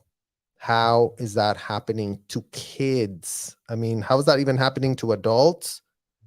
But again, how in the literal hell is this being done to kids at scale?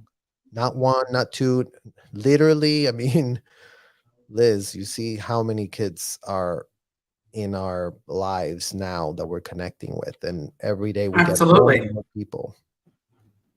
Absolutely. Because the more people, man, more and more will keep coming out, and more will keep realizing, hey, what I went through was wrong.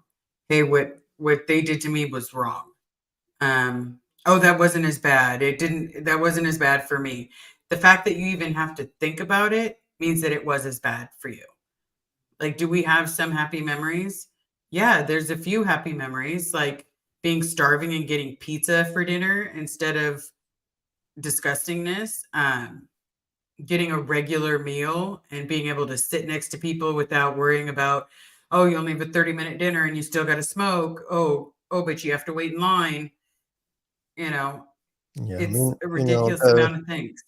I would say that, the pleasurable moments that, the people in there, guys, are, especially like all the kids that we met, I don't have fond memories of adults, and especially now thinking about who I thought was somebody that was a good adult, because I did had what I thought were positive or non-toxic relationships with a few adult allies, if you will. But now I understand how they were manipulating me the whole entire time, So with adults, none. But with kids, like, we were using each other to, pass the time, and, we would talk about other stuff, and, we were kids. We didn't want to be what we were being told to do. So we, going back to like how we were discovering ourselves, there was at least, in having relationships with other kids there. I mean, it actually worked as a double-edged sword, Liz, because I never thought that something could have been that illegal, given that there were so many kids Yeah. my age doing everything. So how was it supposed to be a red flag? All the adults said it was okay. Nobody ever Mhm. put a boundary. No adult ever came and said, tone it down. This is too much.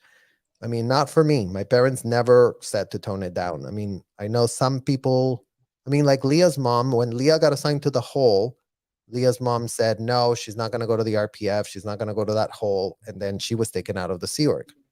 But when my parents found out that I was going to be sent to the hole, they were like, great. Like, Yeah. Which is disgusting. You didn't deserve that, but we also have to take into consideration, and I'm trying to do as my partner likes to say, it's there's a yin and yang. We don't know what they were told that you supposedly did. And it could have been nothing, but the way that they position oh it no, it was is that you're nothing. It an was enemy. RTC reps that were disgusting, literally unhinged without a shred of scruples, because that was the requirement to get into RTC. If Mhm. you didn't have scruples, you qualified. If you were going to push back, if you're going to say revise that, if you're going to say no, that's too much, you did not qualify for these executive positions, you guys. And believe you me, I mean, you know all the personnel requirements needed in order to approve this person to see if they're going to really hold that position in that post, because those posts, commanding officers of nothing, definitely came with a lot of hoo-ha to pretend they were very special. They, it was like their own celebrity culture, right? You coming to this section here of the most important ones that are really going to save the planet. And I mean, again, it's pathetic. It's Yeah. pathetic, it's destructive. And I don't wish on my worst enemy to have ended up in those positions, because what people were doing 24/7, 365 in those positions, we would not wish on our worst enemy, because it's Yeah, I they would not who need to deal recommend with the it. consequences now. It's they who need to wake up to the facts. Literally, like Anne Rathbun, that is purported to be, handling, Shelly Miscavige, another child trafficking victim of L. Ron Hubbard. I mean, it wasn't like David Miscavige wasn't also a child trafficking victim of L. Ron Hubbard, but the problem with them is that, at our age, Liz, they were doing the unthinkable, right? So Yeah. it's like, no, I mean, it sucks, because yes, as you're right, everybody was defrauded, everybody was told BS pitches, and that's what's so disgusting about this entire rotten organization from hell. It's like Yeah. everyone's under the influence of a false pitch from indicted, convicted felon in absentia L. Ron Hubbard. Well, how was it supposed to turn out for people? And again, going back to the New York Times, like, and the press, the corporate press at large, right? Like, y'all are pitching L. Ron Hubbard as an American bred god.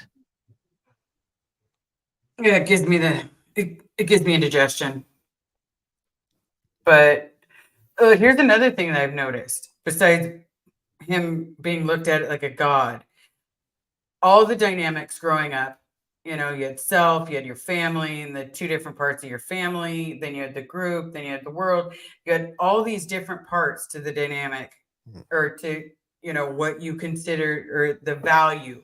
Mhm. um but if one person was it was always taught to me, if one dynamic was faulting, then it's going to bring down the rest of your dynamics. So if you're not a good parent or good husband or good wife, it was going to bring things down. I never noticed that, but I did notice that people were being married off like they were like Ken and Barbie, like, hey, you're going to look good with so and so, you're going to look good with so and so, and all these people were getting married to supposedly help the second dynamic, yet nobody had a good communication. And so a lot Well, of and people, a lot of those, when I was at the FSO, like a lot of those decisions were being made even mostly through legal papers acquiring, so everybody was being paired up, according to what was convenient for the, human trafficking operation that they are running as we speak. Yep. So, when someone can really make sense of that, it would be great for us to understand how this is still going on in this year, 2023. And this is actually another good comment from Destiny Salazar. In a cult, there's only one purpose: further the cult. Bingo. Absolutely. Yeah. Bingo, bingo, bingo. Like, Get more and more money for, whether it be from a celebrity, whether it be from a regular person, get people to max out credit cards, sell their house, take mortgages out, so that way the cult of Scientology will continue growing. well, and it's not growing, and it doesn't need to grow. You guys, they're already 3 billion plus. Somebody left a comment that I actually screenshotted, and I was going to put it on our community, that says, Miss Cabbage is considered by this country as a fellow successful capitalist businessman. In this country, once you have $1 billion, you're untouchable. So yes, shout out to Ghislaine Maxwell and Jeffrey Epstein, another pair of supposed billionaires, another pair that went around with all manner of celebrity elites, wokes of Hollywood that were definitely rubbing elbows with Jeffrey and Ghislaine, because Jeffrey and Ghislaine were really gonna help them with a lot of stuff. And what were they in the business of? Compromat. What were they in the business of? Leverage. What were they in the business of? Child trafficking. Well, David Miscavige and his proteges are Ghislaine and Jeffrey on crack and steroids, you guys, because they've been enabled, state sanctioned by the government to do what in the hell they're doing.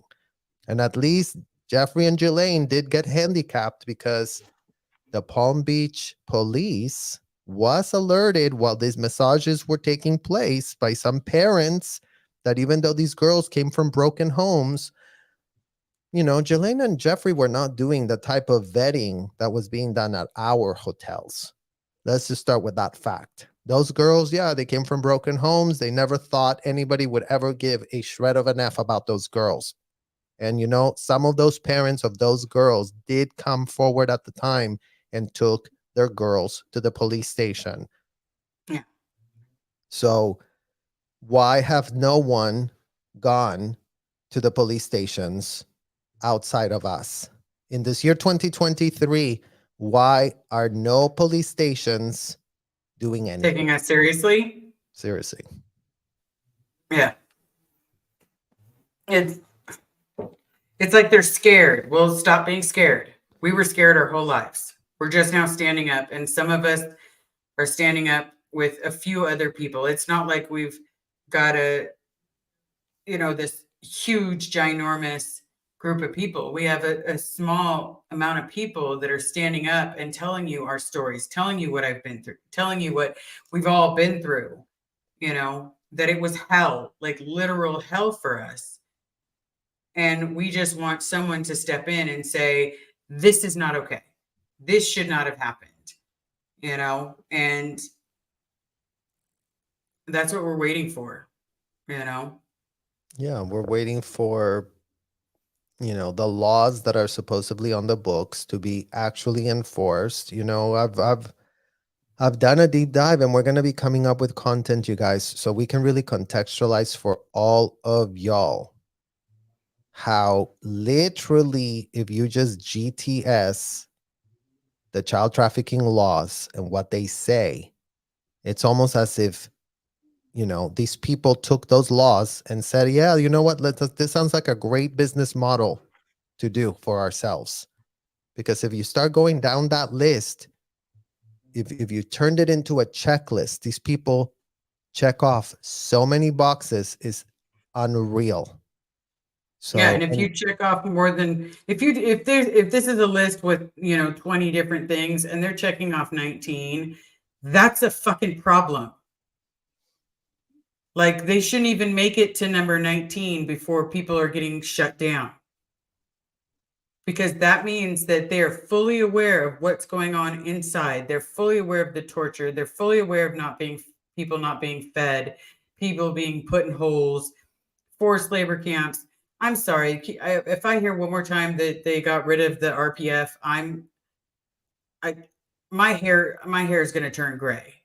Like, there's no way in God's green earth they've gotten rid of things that they have found to be successful to them.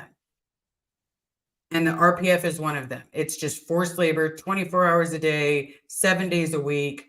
You will do whatever we tell you to do. You will not have friends. You will not have family. You're going to sweat until you're going to work until you die. Mhm. And then we're going to be like, hey, everybody, she died on post. She loved Scientology so much, it was okay for her to let go of her body while she was on post. No, bitch, she died working.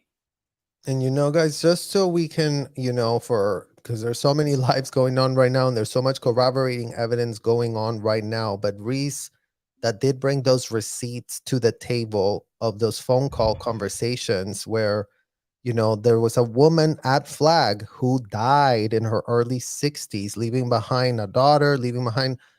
So again, it's like the deaths are real and the people could not be more compromised and could not need any more advocates to come to the table and call out the stupidity of the United States, the complicity of these United States, the state sanctioning of criminal racketeering felonies taking place in the United States as we speak, all manner of immigration laws shredded.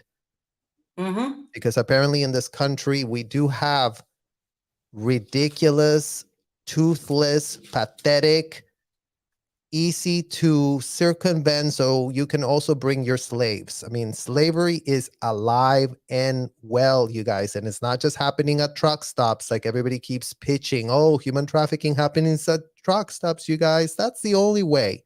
Because if it couldn't happen in luxury hotels that celebrities visit, right? Like that just is not possible because the celebrities are just what? Literally. Like what are They're the just celebrities? people. They're literally just people. That's all they But they're are. being used, right? They've been used Mm-hmm. to give this an aura of, oh, it must be valid because Tom Cruise wouldn't be making $1 billion on a Mission Impossible if this was going on in those hotels. Like he would definitely not want to be associated with that, right? So we are, Absolutely. the tiny people here that don't have the platform that Tom Cruise has, that don't have the platform that even the celebrities that have left, Liz. I mean, I've been going hard on them. Like Nicole Kidman, she was an OT3. So as much as all this money has been spent to paint her as this nobody, she barely did Scientology and she didn't really like it. She was just doing it for Tom. You guys, let's make sure it's clear. You don't get to OT3 if you don't get to Love it. OT3. If you don't get to OT3, right, it requires time, energy, and actual investment. Yeah. So she walked out of the hotel, and then all you hear from her is platitudes about how, she should really be unconditionally loving to her kids that did decide for themselves to stay there. And it's like, and we get it, like these deadbeat husbands like Tom that definitely took it upon himself to tap Marty and Dave to wiretap his wife. So again, it's like, so I get that she was in that position, but she's left since. She's had decades to decompress. She's had decades to go to the best therapist. She's had decades to have all the civil attorneys that she wants at her disposal. Would the FBI turn Nicole Kidman down if she was really going there and saying, you know what, I observed this when I was there and I didn't think it was okay? Yeah. Literally. If any of the celebrities, whether they think they don't have to be Nicole Kidman. It could be a Laura It could Prepon. be It could Katie be an Holmes, another one that left and did take her own child out, but she never saw another child in those hotels. While Katie Holmes was getting up to OT7, that one went higher than Nicole. Katie got involved in or at their Scientology house. higher.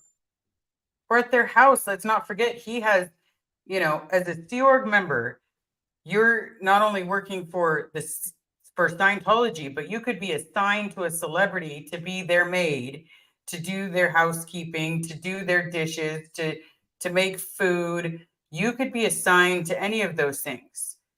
But yet, what does that have to do with clearing the planet? I'm not saying it's real, but how is you being Tom Cruise's chauffeur?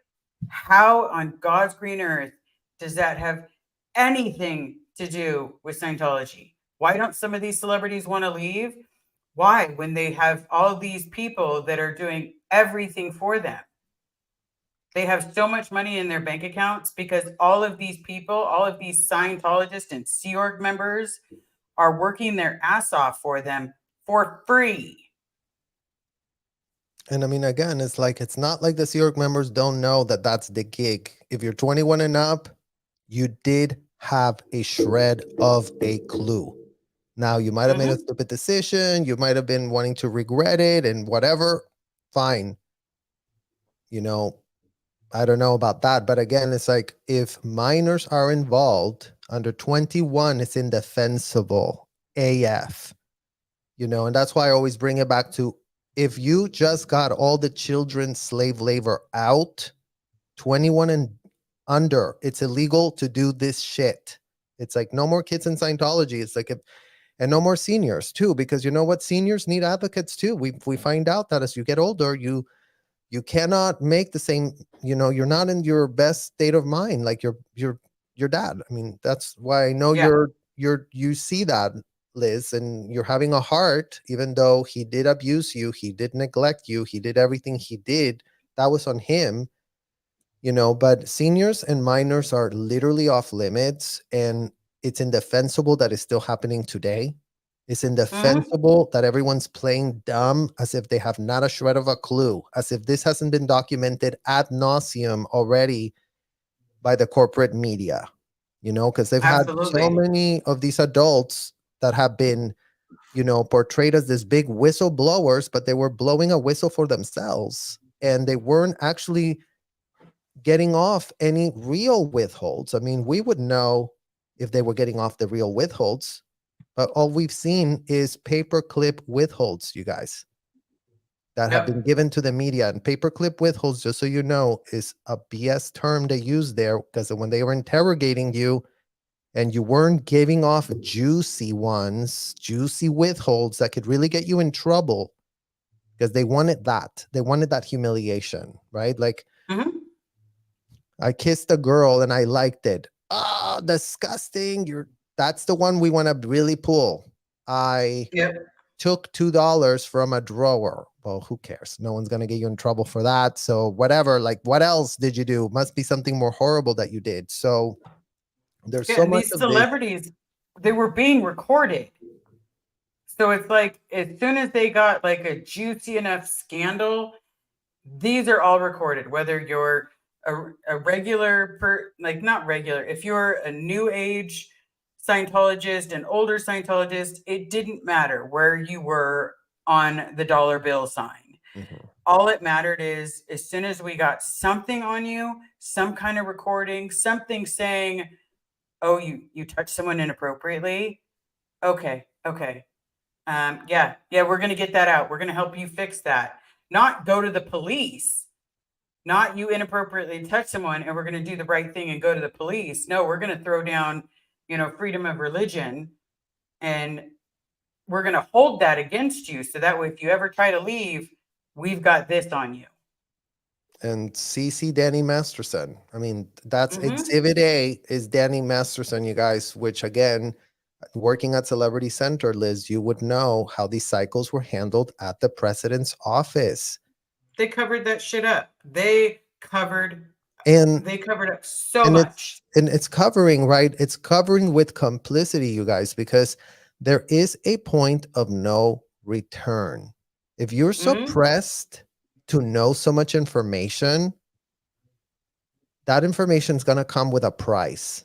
And as much as Scientology purports that all that criminal information can be data mined in the very big safety of those hotels where they are playing lawyer, they are actually involved themselves in legal malpractice by going back to these audits, which are pseudo fake AF depositions with torture, with BDSM, with whatever the hell L. Ron Hubbard wrote to do the role play. But again, it's like all of those memos only serve to have this illusion that something is being done and that there's a technology, yet the memos make no sense. There's hundreds and hundreds of these policies. Nothing makes sense, you guys, and Doesn't add up. and all that data mining is always done the same way. I mean, as much as there's all these policies that they kind of use, that's kind of like the magic trick. They're always saying, oh, if it didn't work, it's because a policy hidden over here that we didn't know. So there's always some way that they're, slippering themselves out of accountability and out of, really realizing that, it's not funny to play attorney if you have not a shred of an idea of what in the hell you're doing. Because even somebody like Danny Masterson, you guys, like very early on, this problem came up for him. Okay. I was a minor when I heard the first time Danny went out 2D with someone doing a film. That was another minor. So why in the hell he wasn't actually taken to the right steps of the reality, right? It's like, this lawyer's going to help you, Danny. What you've done is unthinkable, disgusting, criminal. Learn. Mm-hmm. That's the conversation to have. But no, let's cradle you and canoodle you and float a needle. And cover up your messes. Let's cover up your messes. Because, heaven help them that if someone had just said, you know what, this is what he's doing, fuck everything else, we're going to take him to the police station. He's going to own what he did. So that way he can get out his overts and withholds. He can, do all of this stuff to show that he's taking responsibility. He just lost in court and he's still not taking responsibility. He's acting like, oh, this is something we're doing to him. No, this is something he did to women. And these are just the ones that came forward. I guarantee you, he's done so many more. And he's just getting this small amount of justice. Well, I'll settle for that small amount. The thing is too, and it wasn't just Danny. Unfortunately, you guys, there were so many of these Scientology celebrity actors that would all go to the same parties, that would all be thinking they were so cool and whatever, they could do whatever. They were on top of the world for so many years. And, as much as the justice system did go after Danny, he's not alone. This was a culture in that hotel. This was a culture of cover-ups, laundering of felonies by people that completed a 2-week course inside a hotel. And yes, it's unthinkable to think that Danny, with all the millions he had, with all the access to actual real legal people and advisors in the real world, like that's what is disgusting to me, Liz. Like some of his advisors were not Scientologists, and I know some of them, and they didn't give him good advice because what? No one could get him to override what in the hell was going on with this Scientology CC. You see what I mean? Like that took precedence over everything, and including in his case, like he's not being advocated for by any of the high power attorneys he hired because there's nothing in there. Like nobody has a shred of a clue of what in the hell he was doing in that hotel and how he was being ill-advised from the get-go, how he was not facing consequences that needed to be faced at the time that they happened, because maybe he would have stopped his behavior. Maybe he would have actually gotten to an actual medical person. But again, it's like this idea that, oh, they hate psychiatrists. They hate mandated reporters. Yeah. And they hate so many things. But at the same time, if they had done something, one thing, two things, when it first started, none of this would have happened. It would have saved so many women. But hey, let's just cover it up. So that way, it didn't really happen. Then we're going to threaten these women because it didn't really happen. Well, you wouldn't have threatened them if it didn't really happen. You would have been trying to get court evidence while court was in session. You know, Well, and on the you know you're victim side guilty. too, Liz, the victim were the victims, at least the Scientologists, were doubled victimized again Hmm. when they were then being told to buy interrogations for themselves so that they could source their disconnect that made them have this happen, right? It's like the whole pulling in thing and victim blaming. I mean, again, it's like it's a world that is so corrupt. It has not a shred of scruples, and everyone is running around purporting that they're the most puritanical, ethical place on earth. And again, And it's they're like not. it's so ridiculous. It's so unfounded what they're purporting. Who they're purporting to be is just a lie, and it's Yeah. so infantile because you ask them and they'll go, yeah, yeah, I really believe it. But we're getting to this point that it's like, no, enough is enough. These things cannot continue to happen in this year 2023. No, they can't. They can't continue with covering up for celebrities, getting drunk at bars, doing cocaine off people, starting fights. You know, let's be realistic. I'm not saying any names, but I'm just saying things have to Well, and all stop. those things that you just mentioned, Liz, like, why would we even know any of those information, you guys? Because these people are getting interrogated, and these interrogations are like depositions. And those depositions come with real self admissions of including, but not limited to, Class A felonies. Hmm. And to people that complete a 2-week course have no shred of an ability to be opining about how to advise somebody that is admitting to the felonies that they just admitted to. And, before anybody wants to say, well, the Catholics do it too, they do confessionals. Here is interrogation. Two different Yeah. things. People didn't sit down and just be like, okay, tell me whatever. Like, get it off your No, they chest, pull it. whatever. Here's like, They have you raped somebody? Have you committed a felony for which you didn't get caught? So if that's not data mining, then I don't know what in the hell is data mining then. Yeah, and it's just a giant cover up.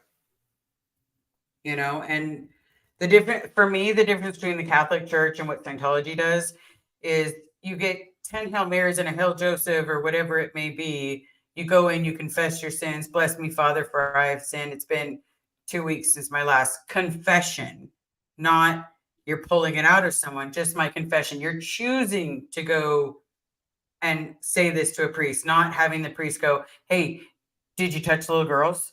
Hey, did you drug someone? Was this Leading questions, consensual? asking very leading specific questions that had these people had representatives, since they are self-incriminatory questions being asked in real time and self-incriminatory information that is being written, transcribed as the person speaks against their Fifth Amendment, because the Constitution does not matter inside those hotels, you guys. No.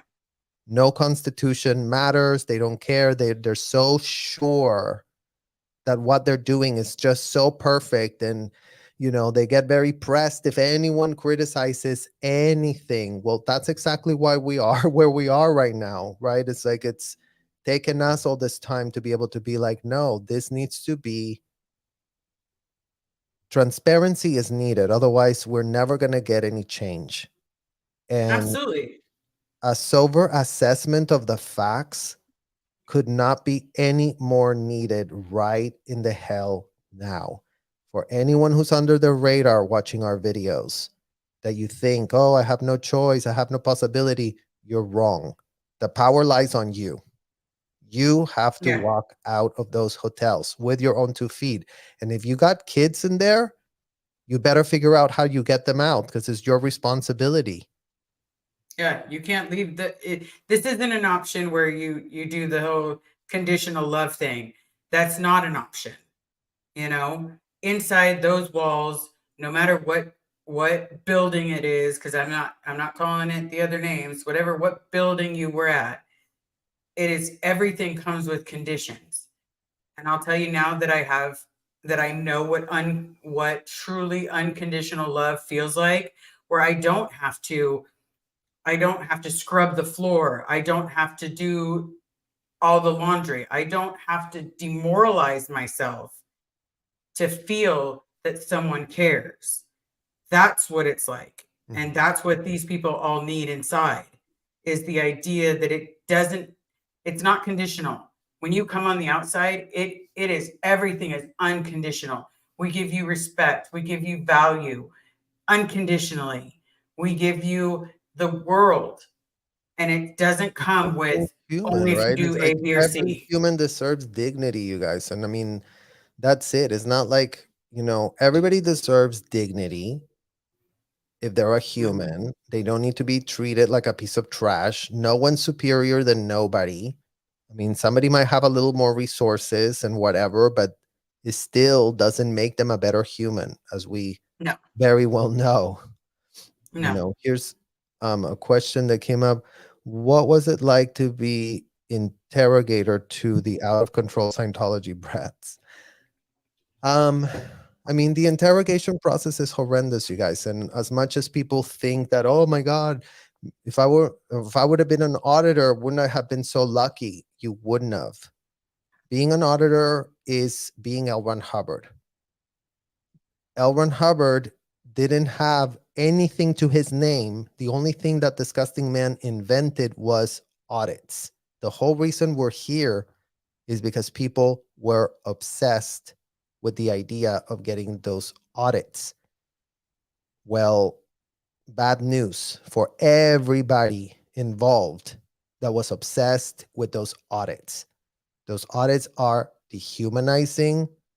Those audits are a gaslighting chamber from hell. There is no place on earth that is going to data mine you only to turn around and use all that information to manipulate the living F out of you. It's not how anything works. It's not how anything therapeutic works. No. Even the psychiatrist that Scientology likes to say, oh, this, that, whatever. You know what? In the auditor's code, it didn't say that you were there to be an advocate for that person, and that all that information you acquired from them, that you were not going to use them against them. You were going to use everything against them to manipulate them. And I saw that day in and day out in those case supervisor offices, you guys. And that's why that nobody has a shred of plausible deniability. L. Ron Hubbard wanted his proteges to have none. L. Ron Hubbard wanted all these people to fall on their face and literally, and then he just piss on them after they fell on. He didn't care. He didn't care for Everybody's humans. He didn't care disposable. for kids. He was just all about making himself this big whatever, and he was nothing. He was just a pathetic loser, Mhm. you know? Yeah. And again, everybody else had plausible deniability. It's all about, a song came out once when I was on Dex. It's all about the money. It's all about the dum dum diddy dum dum. But that song came out, and all I could think of is that's all people care about. That's not on the outside, but on the inside, that's all they care about. How much money did we bring in? Okay, who can you get to give more money? Okay, it's almost end of week. Let's go, guys. Let's push out those, whatever it is that you're working on. If it's money, push it out. Let's go. If it's cases, get some auditing done. If it's not cases, if it's people completing the courses, let's get it going. And it was never, what do you need to complete this? It was just, get it done now. And if you don't get it done, you're going to see just how angry a person can get. Absolutely.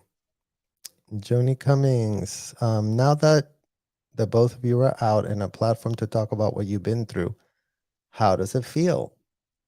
Well, it's wonderful, to be honest. Joni, because for so many years we've sat on the sidelines hoping that something would happen, and it hasn't. And now we have a community of supporters, and a lot of you are never-ins, but a lot of you have been through horrific, disgusting, narcissistic abuse, and you don't have to have the name Scientology attached to it to follow that type of blueprint.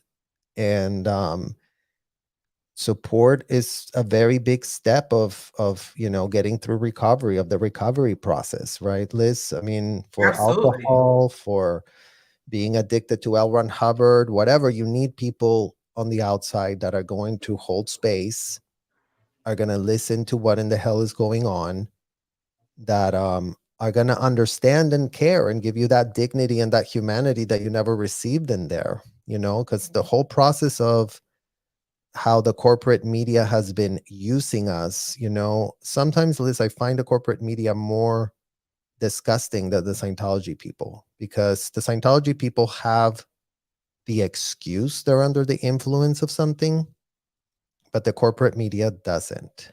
The corporate No, media they is pick not and under the choose. influence of anything. They have access to all the attorneys. They have access to all the books of the law. They have access to everything. I mean, that's part of the reporter's job. And not to say that the whole job is broken, right? Because it's all about making money for themselves. Like, there's not a shred of need to actually do a good job as a reporter, and it should be a bit more humanized instead of this like cookie cutter model that they got going on for themselves, that very much like Scientology, Liz. It's like, oh, we're the New York Times, aren't we so special? We're just the know-it-alls of everything. And it's like, we're such intellectuals, and it's all this elitism. It's all Yeah, garbage, woke BS. And America pretends to be this great country of great values and great, it's all BS, you guys. And these big brands, CBS News, ABC News, Disney, blah, blah, blah, they're all literally up to their ears in corruption.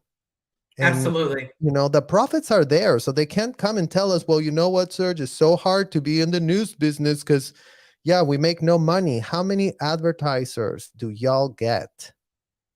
Disney, ABC News, CNN, all the ones that have already been taking a stab at our stories because you really, really care, right? Or because you just care to, oh, that sounds like a great story. Let's exploit it. Let's data mine it. And let's then move on to the next thing. Because, we've already talked about that. Enough about that. Let's go to the next thing. Absolutely. Or not even. And here's the funny part: when you talk about news reporters, what happened to the news reporters that used to just do it because it's what they love, not because it's going to sell papers, but because it's getting the truth out there. You know, that's what we need. We need someone that's going to help continue getting our truth out there. This is what really happened to us. This is the shit that we went through. And it's not I don't want to write a HBO series on it. I literally just want, this is what's really happening. This really happened to me. This really happened to Yeah. you. We're just getting the And it's facts happening. exposed. Yeah, I'm just Yeah. going to get the facts exposed. Here's the facts. This is what needs to be addressed.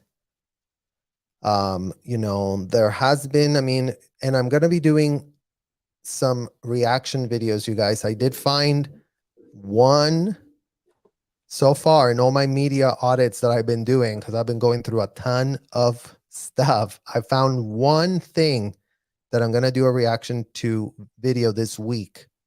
Of something that to me got close to, like, okay, we have to show, it's not like the media has never done a good job. They have done it, but trust me, this is pretty, it was so long ago, you guys, that you're going to be like, oh my God. So, because it also kind of goes to the point of like, all the information has been known since the 60s, since the 70s, since back in the day. This has all been known. And there's also been like somebody like Mark Bunker that has, that I found to be one of the most reporters with most integrity. That's because he has humanized his subjects. And that's the problem with the corporate media, guys. If you dehumanize kids that were child trafficked, like how dare you? We were already dehumanized as kids our whole life. And then you come to us purporting that you want to help anything, and then you just use us, and then you just dump the story, even after you learn so many things, even after you get a ton of receipts, corroborated a lot of stuff. But we're in this like system of dysfunction of like these courts don't work, the media doesn't work, the trauma victims get abused ad nauseum. So yay, welcome to society, you guys. And if you're not a Me Too movement celebrity from Hollywood, you cannot start a movement. No one's going to give a shred of an F, because apparently only the women that came up on the Me Too movement are the only ones that have been affected by systemic, institutionalized corruption of Hollywood. Not taking away anything, those women were abused exactly as they were abused, but it wasn't just women that are getting abused, you guys. And where's the story about the kids, and going back to like even Ghislaine and Jeffrey, like, where's really that story? As much as it did break at the end, again, because they had kids that had gone to the police when it happened. And then a lot of perverted people came to try to derail that whole thing, as we know. That's already been fully reported on. But again, it's like Jeffrey and Ghislaine ran this much of a thing in comparison to where we come from. It wasn't just, maybe Jeffrey and Ghislaine did traffic 200 underage girls total, or 300. Well, times that by 100, times that by 20, 30. I mean, I don't know how many people were trafficked in our hotels. No, they were probably in our lifetime, probably the thousands, hundreds of thousands, tens of thousands. They may not all be there, but there's lots of us. I know that you talk about 100 people per org or mission or whatever you want to do. It happened to everyone. Yeah. And they did it with a smile on their face, like, you were the lowest of low. This is why you deserve this. And unfortunately, when you have nothing else to compare it to, you believe it after a while. You start to believe, oh my God, I do deserve this. I do. I should be here. This is what I deserve. But no, too many people has it happened to. Absolutely. Think of all the minors you are going to save from this abuse. Very well done. Well, thank you, Tampa Bay man. Yeah, I mean, that's part of the therapy of this advocacy, you guys, that we can stand here with our own 2 feet and advocate and make the points that we wish somebody would have made for us when we were stuck in there, given that we did get a front row seat at that dysfunction in terms of, that's why the corporate media, it's like, I don't give a shred of an F about them. It's like, they won't go inside the hotel and do their own investigation, you guys. And that is unthinkable. Like, that's like news reporter 101. Go get your story. Don't just exploit it out of people, especially this type of story, right? Like, that's fine if the media says, oh, because that's a lot of the excuses that we've gotten from media. So, oh, well, you know what? If you don't have a legal thing, then our legal department, that's very pressed to make sure that the legalities of the stuff is whatever, won't let us run anything. And that's kind of like the cop-out thing. Because, like, again, Liz, like, okay, then go find out for yourselves. Like, you're adults. Yeah, walk in. Take a few steps inside the building. I guarantee you'll see at least 10 kids. Like, send somebody that purports to be a Scientologist, and it's not, because yes, the media is not allowed in the hotels. Well, figure it the hell out. That's what it's called, investigations. I mean, honestly, Liz, that's when I go. It's like, are these people just complete and utter bumbling idiots, or they're just so corrupt that they don't give a shred of an F? I mean, never mind that we're talking kids, you guys. Again, if it wasn't kids, then maybe could be, well, we got a lot of other important things to do, but we're talking kids at scale, industrial size scale. I mean, I don't know what other hotel has gotten away with this much child labor and disgusting abuse. I just don't know what other business model has this in their thing. Even the Catholic priest, some were abusing minors, some were here, some were there. Like, over here, it wasn't just some, it was they're all working together, doing something nefarious together. Yeah. And they're all very well informed, and everything is extremely premeditated. And like you said, Liz, video recorded, notes, evidence, receipts, and that's kind of like the facade, you guys, because the more they do it with that sort of like bureaucratic BS paper pushing, then they pretend, oh, this must be very real and very valid what we're doing. Yeah, absolutely. Because if anything I'm getting from this, it's about changing what if nobody could stand up for us, I'm going to stand up for someone else. And if enough of us stand up, guess what? It's a link in the chain, and that's why I sit there and I talk about, uniting as a front. If we can get through all of this, then we'll be stronger together, and they'll crumble.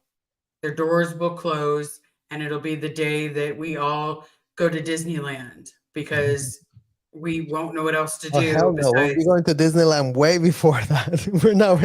I know, but at the same time, it's like, I'm not a huge fan of Disneyland, everybody. I'm very sorry. It is not the happiest place in my earth. But at the same time, I will, if we can do something together, I am down for it. Yeah.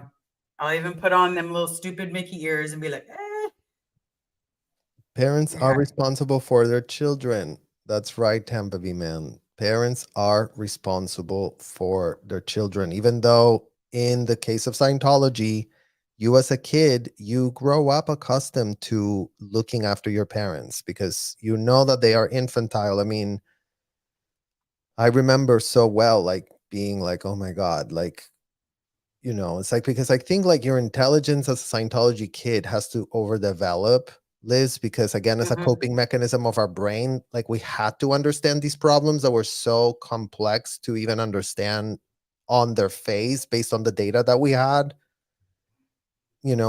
but so we were adulticized and they were infantile. And, now we're on this, now we're actually adults in adults' bodies, you guys. And that's why we can be like, okay, no. yeah. What is it? Yeah. If I hear one more thing about how one of their movies is so amazing, but you can't review Scientology, it makes me want to vomit, because some of them are great actors. You're phenomenal. You're great. You're still an actor. You're still a human being, that you have a job and you can do your job or not do your job. But it doesn't mean that you get to fuck with families, and doesn't mean that you get to destroy any sense of humanity.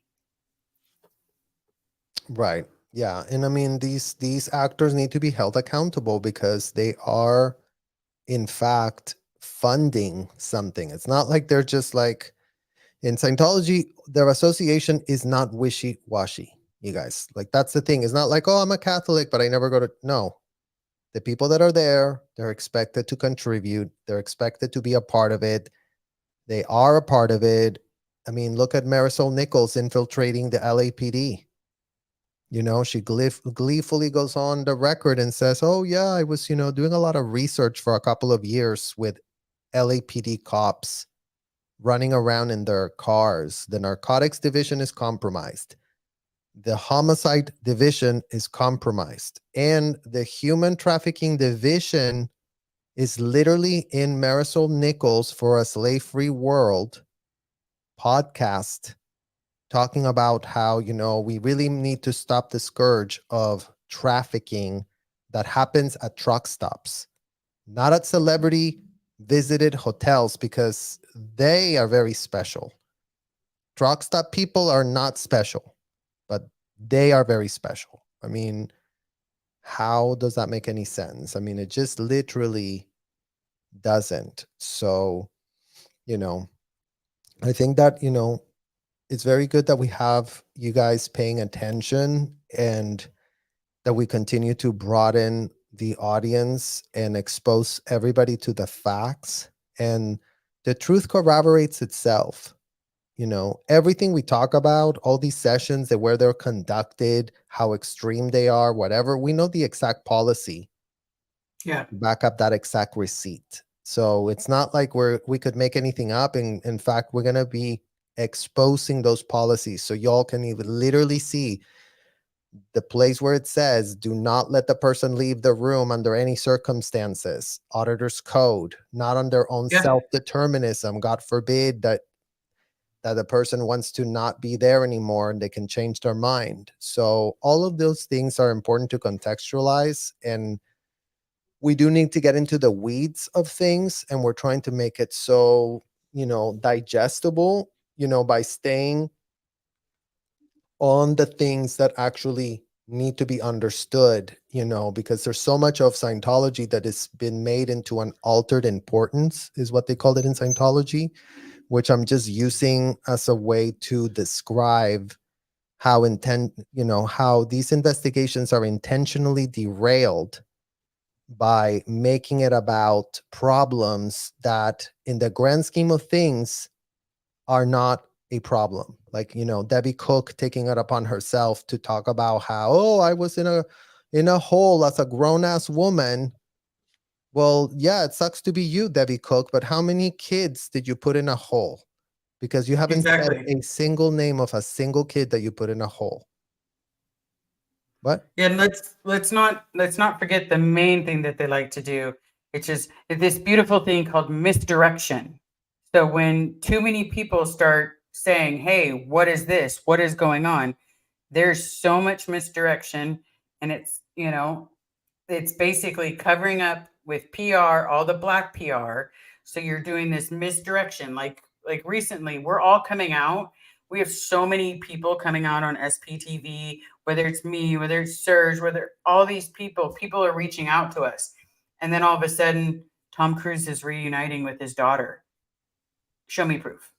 Because I guarantee you Well, that and I little don't girl want is him to feeling the same reunite with thing. Surrey, you guys. Like, these people do not deserve to be around No. kids. They're dangerous. Like, I wouldn't want to have Katie any did the best kid thing. around an adult that's gonna purport that they're not that they're not a kid. I mean, and again, it's like so much of the PR machine of these celebrities is all these, especially when you see things in Us Weekly and those magazines, you guys, those are controlled by the handlers, the PR, people that are controlling the image of these celebrities. They start putting out rumors so that they can start shifting the public perception over these. Oh, Tom, people are really talking about you not having a relationship with your daughter. Let's spread this rumor. Us Weekly cannot wait to run this. So we will Yeah. call them and say, oh, maybe he's changing his mind. And then again, if you don't know how the media works, you guys, it starts working on you because you can kind of see it on a place and you go, well, Us Weekly cannot be like literally writing a complete and utter lie. Like, but no, they do. They write lies, but All the as time. long as they heard it from the publicist and from this other source and hidden source here and hidden source there, we're not hidden sources. We're coming here. We're doing Ask Me Anything. And we would love for the Scientologists to have the same balls to start their own channel. They can call it Mhm. anti-SPTV and counter everything we said. Take our videos and tell us how it's not so. Like literally how Yeah. I do it with the media and say, no, this is not so because this and this. Okay, let's do it. I'll do a live with someone. I would gladly do a live. We'll sit here, Let's we'll sit there and debate. That's the let's beautiful debate of the freedom of actual speech. facts and and try and defend the indefensible, because what you've done to kids as a collective of adults is indefensible. And you know what? It's not just David Miscavige. Let's No. just start with that one fact. You all wish that would be your dream come true if you could all just go, it was David, case closed. You know, we really changed something. It's like the culture there is David and all proteges of David. And if you walked out of the thing and you haven't done a shred of heavy lifting, if you haven't turned yourself to the FBI, if you haven't gone to the nearest police station and told them what in the hell you were doing, then what in the hell really, how are you purporting to come clean? How are you purporting to have ethics change? I mean, just to put it back into your Scientology words that you do know, all of you know how to come clean. All of you know how to get your ethics in. So this message is for the people that walked out. You have less of an excuse than the people that are still in today. Because you Yeah. walked out, you have resources, you can Google, you don't have to check with somebody. The people in there still have to check. The people in there are still under the influence of this disgusting, horrendous fraud. So Absolutely. the more of you who wake up and actually come forward with actual things to call out, you know, it's like, where's the parents? Where's the Scientology parents coming and saying, yes, I did this? You know, I mean, Astra Woodruff's dad was there in the interview with his kids talking about how they were treated in the Sea Org, and it sucked to be him. But I mean, at least he had the balls to be there. Like, yeah, I mean, this is what it was. Like, you know what I mean? Like, we get what it is, you guys. So it's not like we don't know, or, you know, we get how all of you were roped in. All of you were defrauded. All of you were told disgusting lies that, again, created in you betrayal blindness. Yeah. So that is a fact. That is not an opinion. You're all cannot perceive if you're being betrayed due to the level and extent of the betrayal. And you know what? It's going to be very hard for you to wake up that day where you go, OM fucking God. You know, what in the literal hell? How could everything have been a lie? No way in hell. But yes, that day will come. And yes, you will need the support, because the come down to understanding what in the hell you've been involved with is going to be so intense that you're going to be glad that day that there's people like us that have already gone through that and can be here on the other side and saying, yes, go get some help. Yes, go get some support. Yes, you need legal support. You need mental health support. You need all manner of support after you leave this disgusting place, you know? Absolutely. And are you going to need time when you first leave? Absolutely. Are you going to need a friend? Any one of us would be glad to help you. Reach out to any part of SPTV.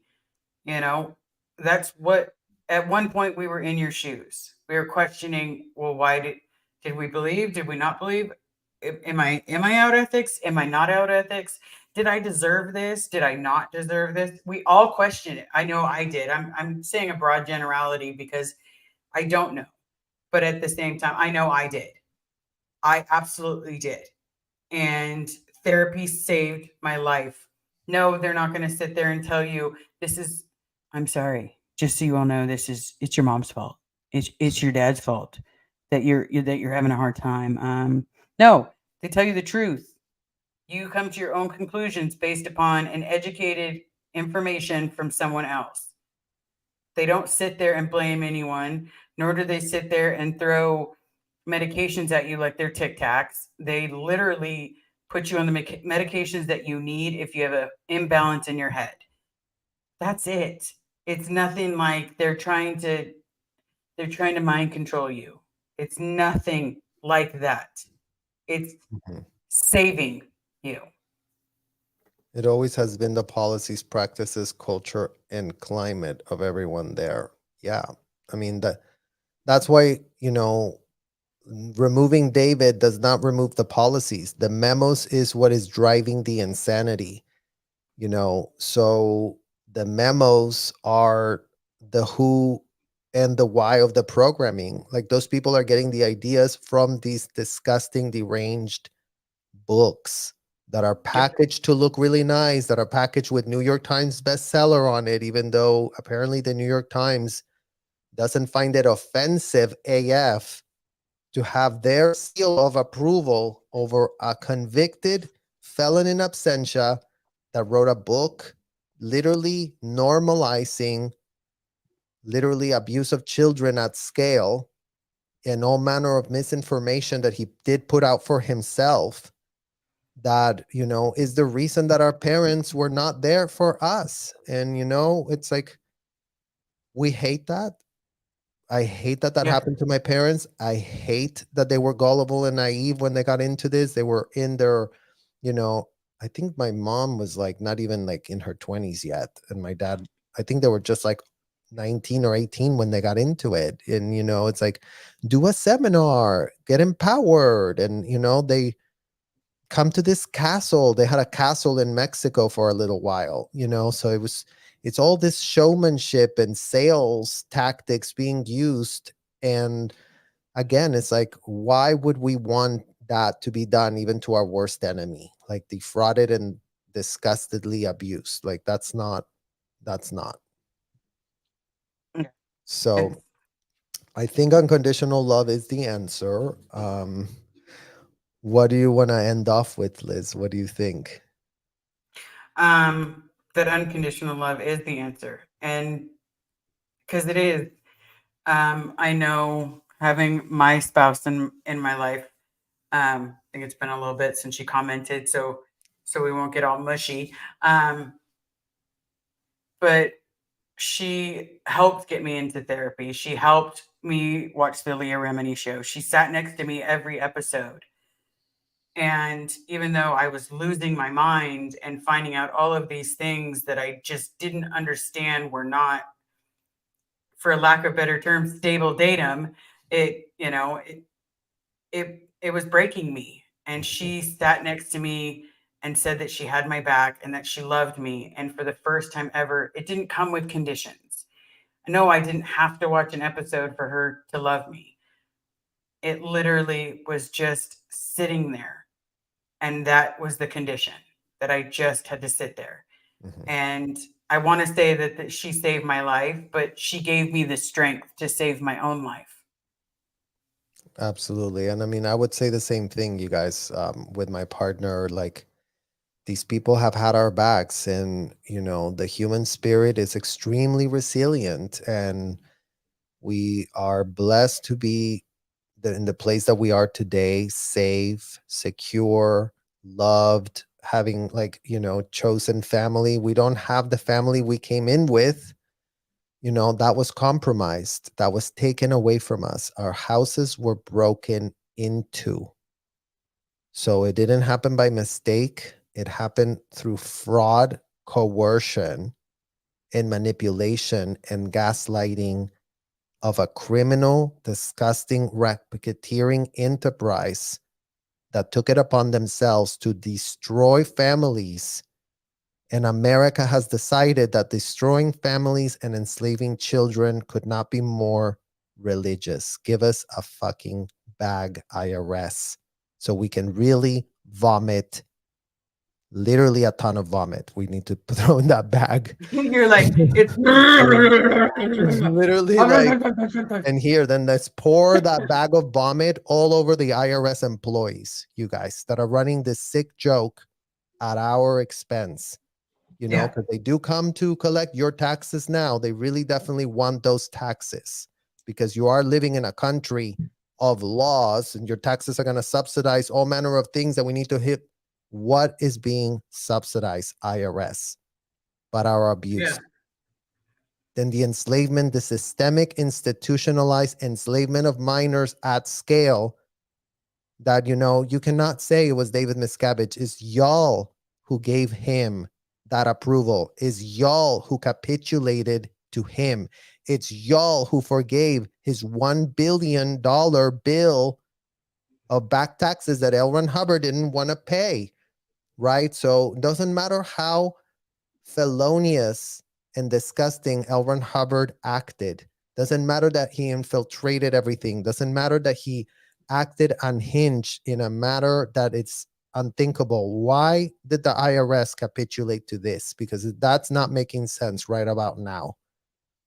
In this yeah, year 2023, in 1993, it made a lot of sense right before I got abducted. But now 1993, 2003.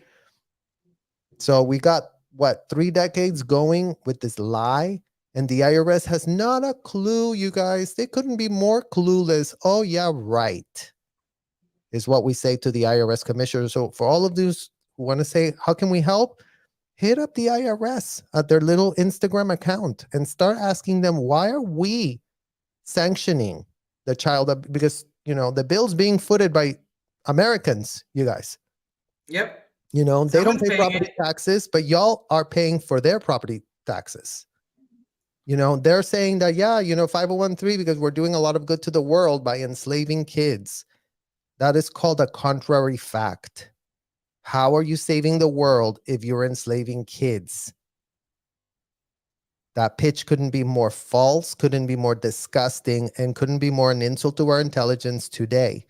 So, we need to start putting pressure on the enablers of the systemic institutionalized abuse so that, we can start finally getting somewhere and actually start discussing the facts on their face, not the, infantilized version that, all the parents that did take it upon themselves to force their kid to be part of this scam, and all the IRS enablers and all the other people who signed off on the unthinkable, pitching L. Ron Hubbard, the convicted felon, as an American-bred god, when, there's plenty of legal examples they could have gone with, Liz, about, how the Racketeering Influence Act applies. It's like they did that with Charles Manson.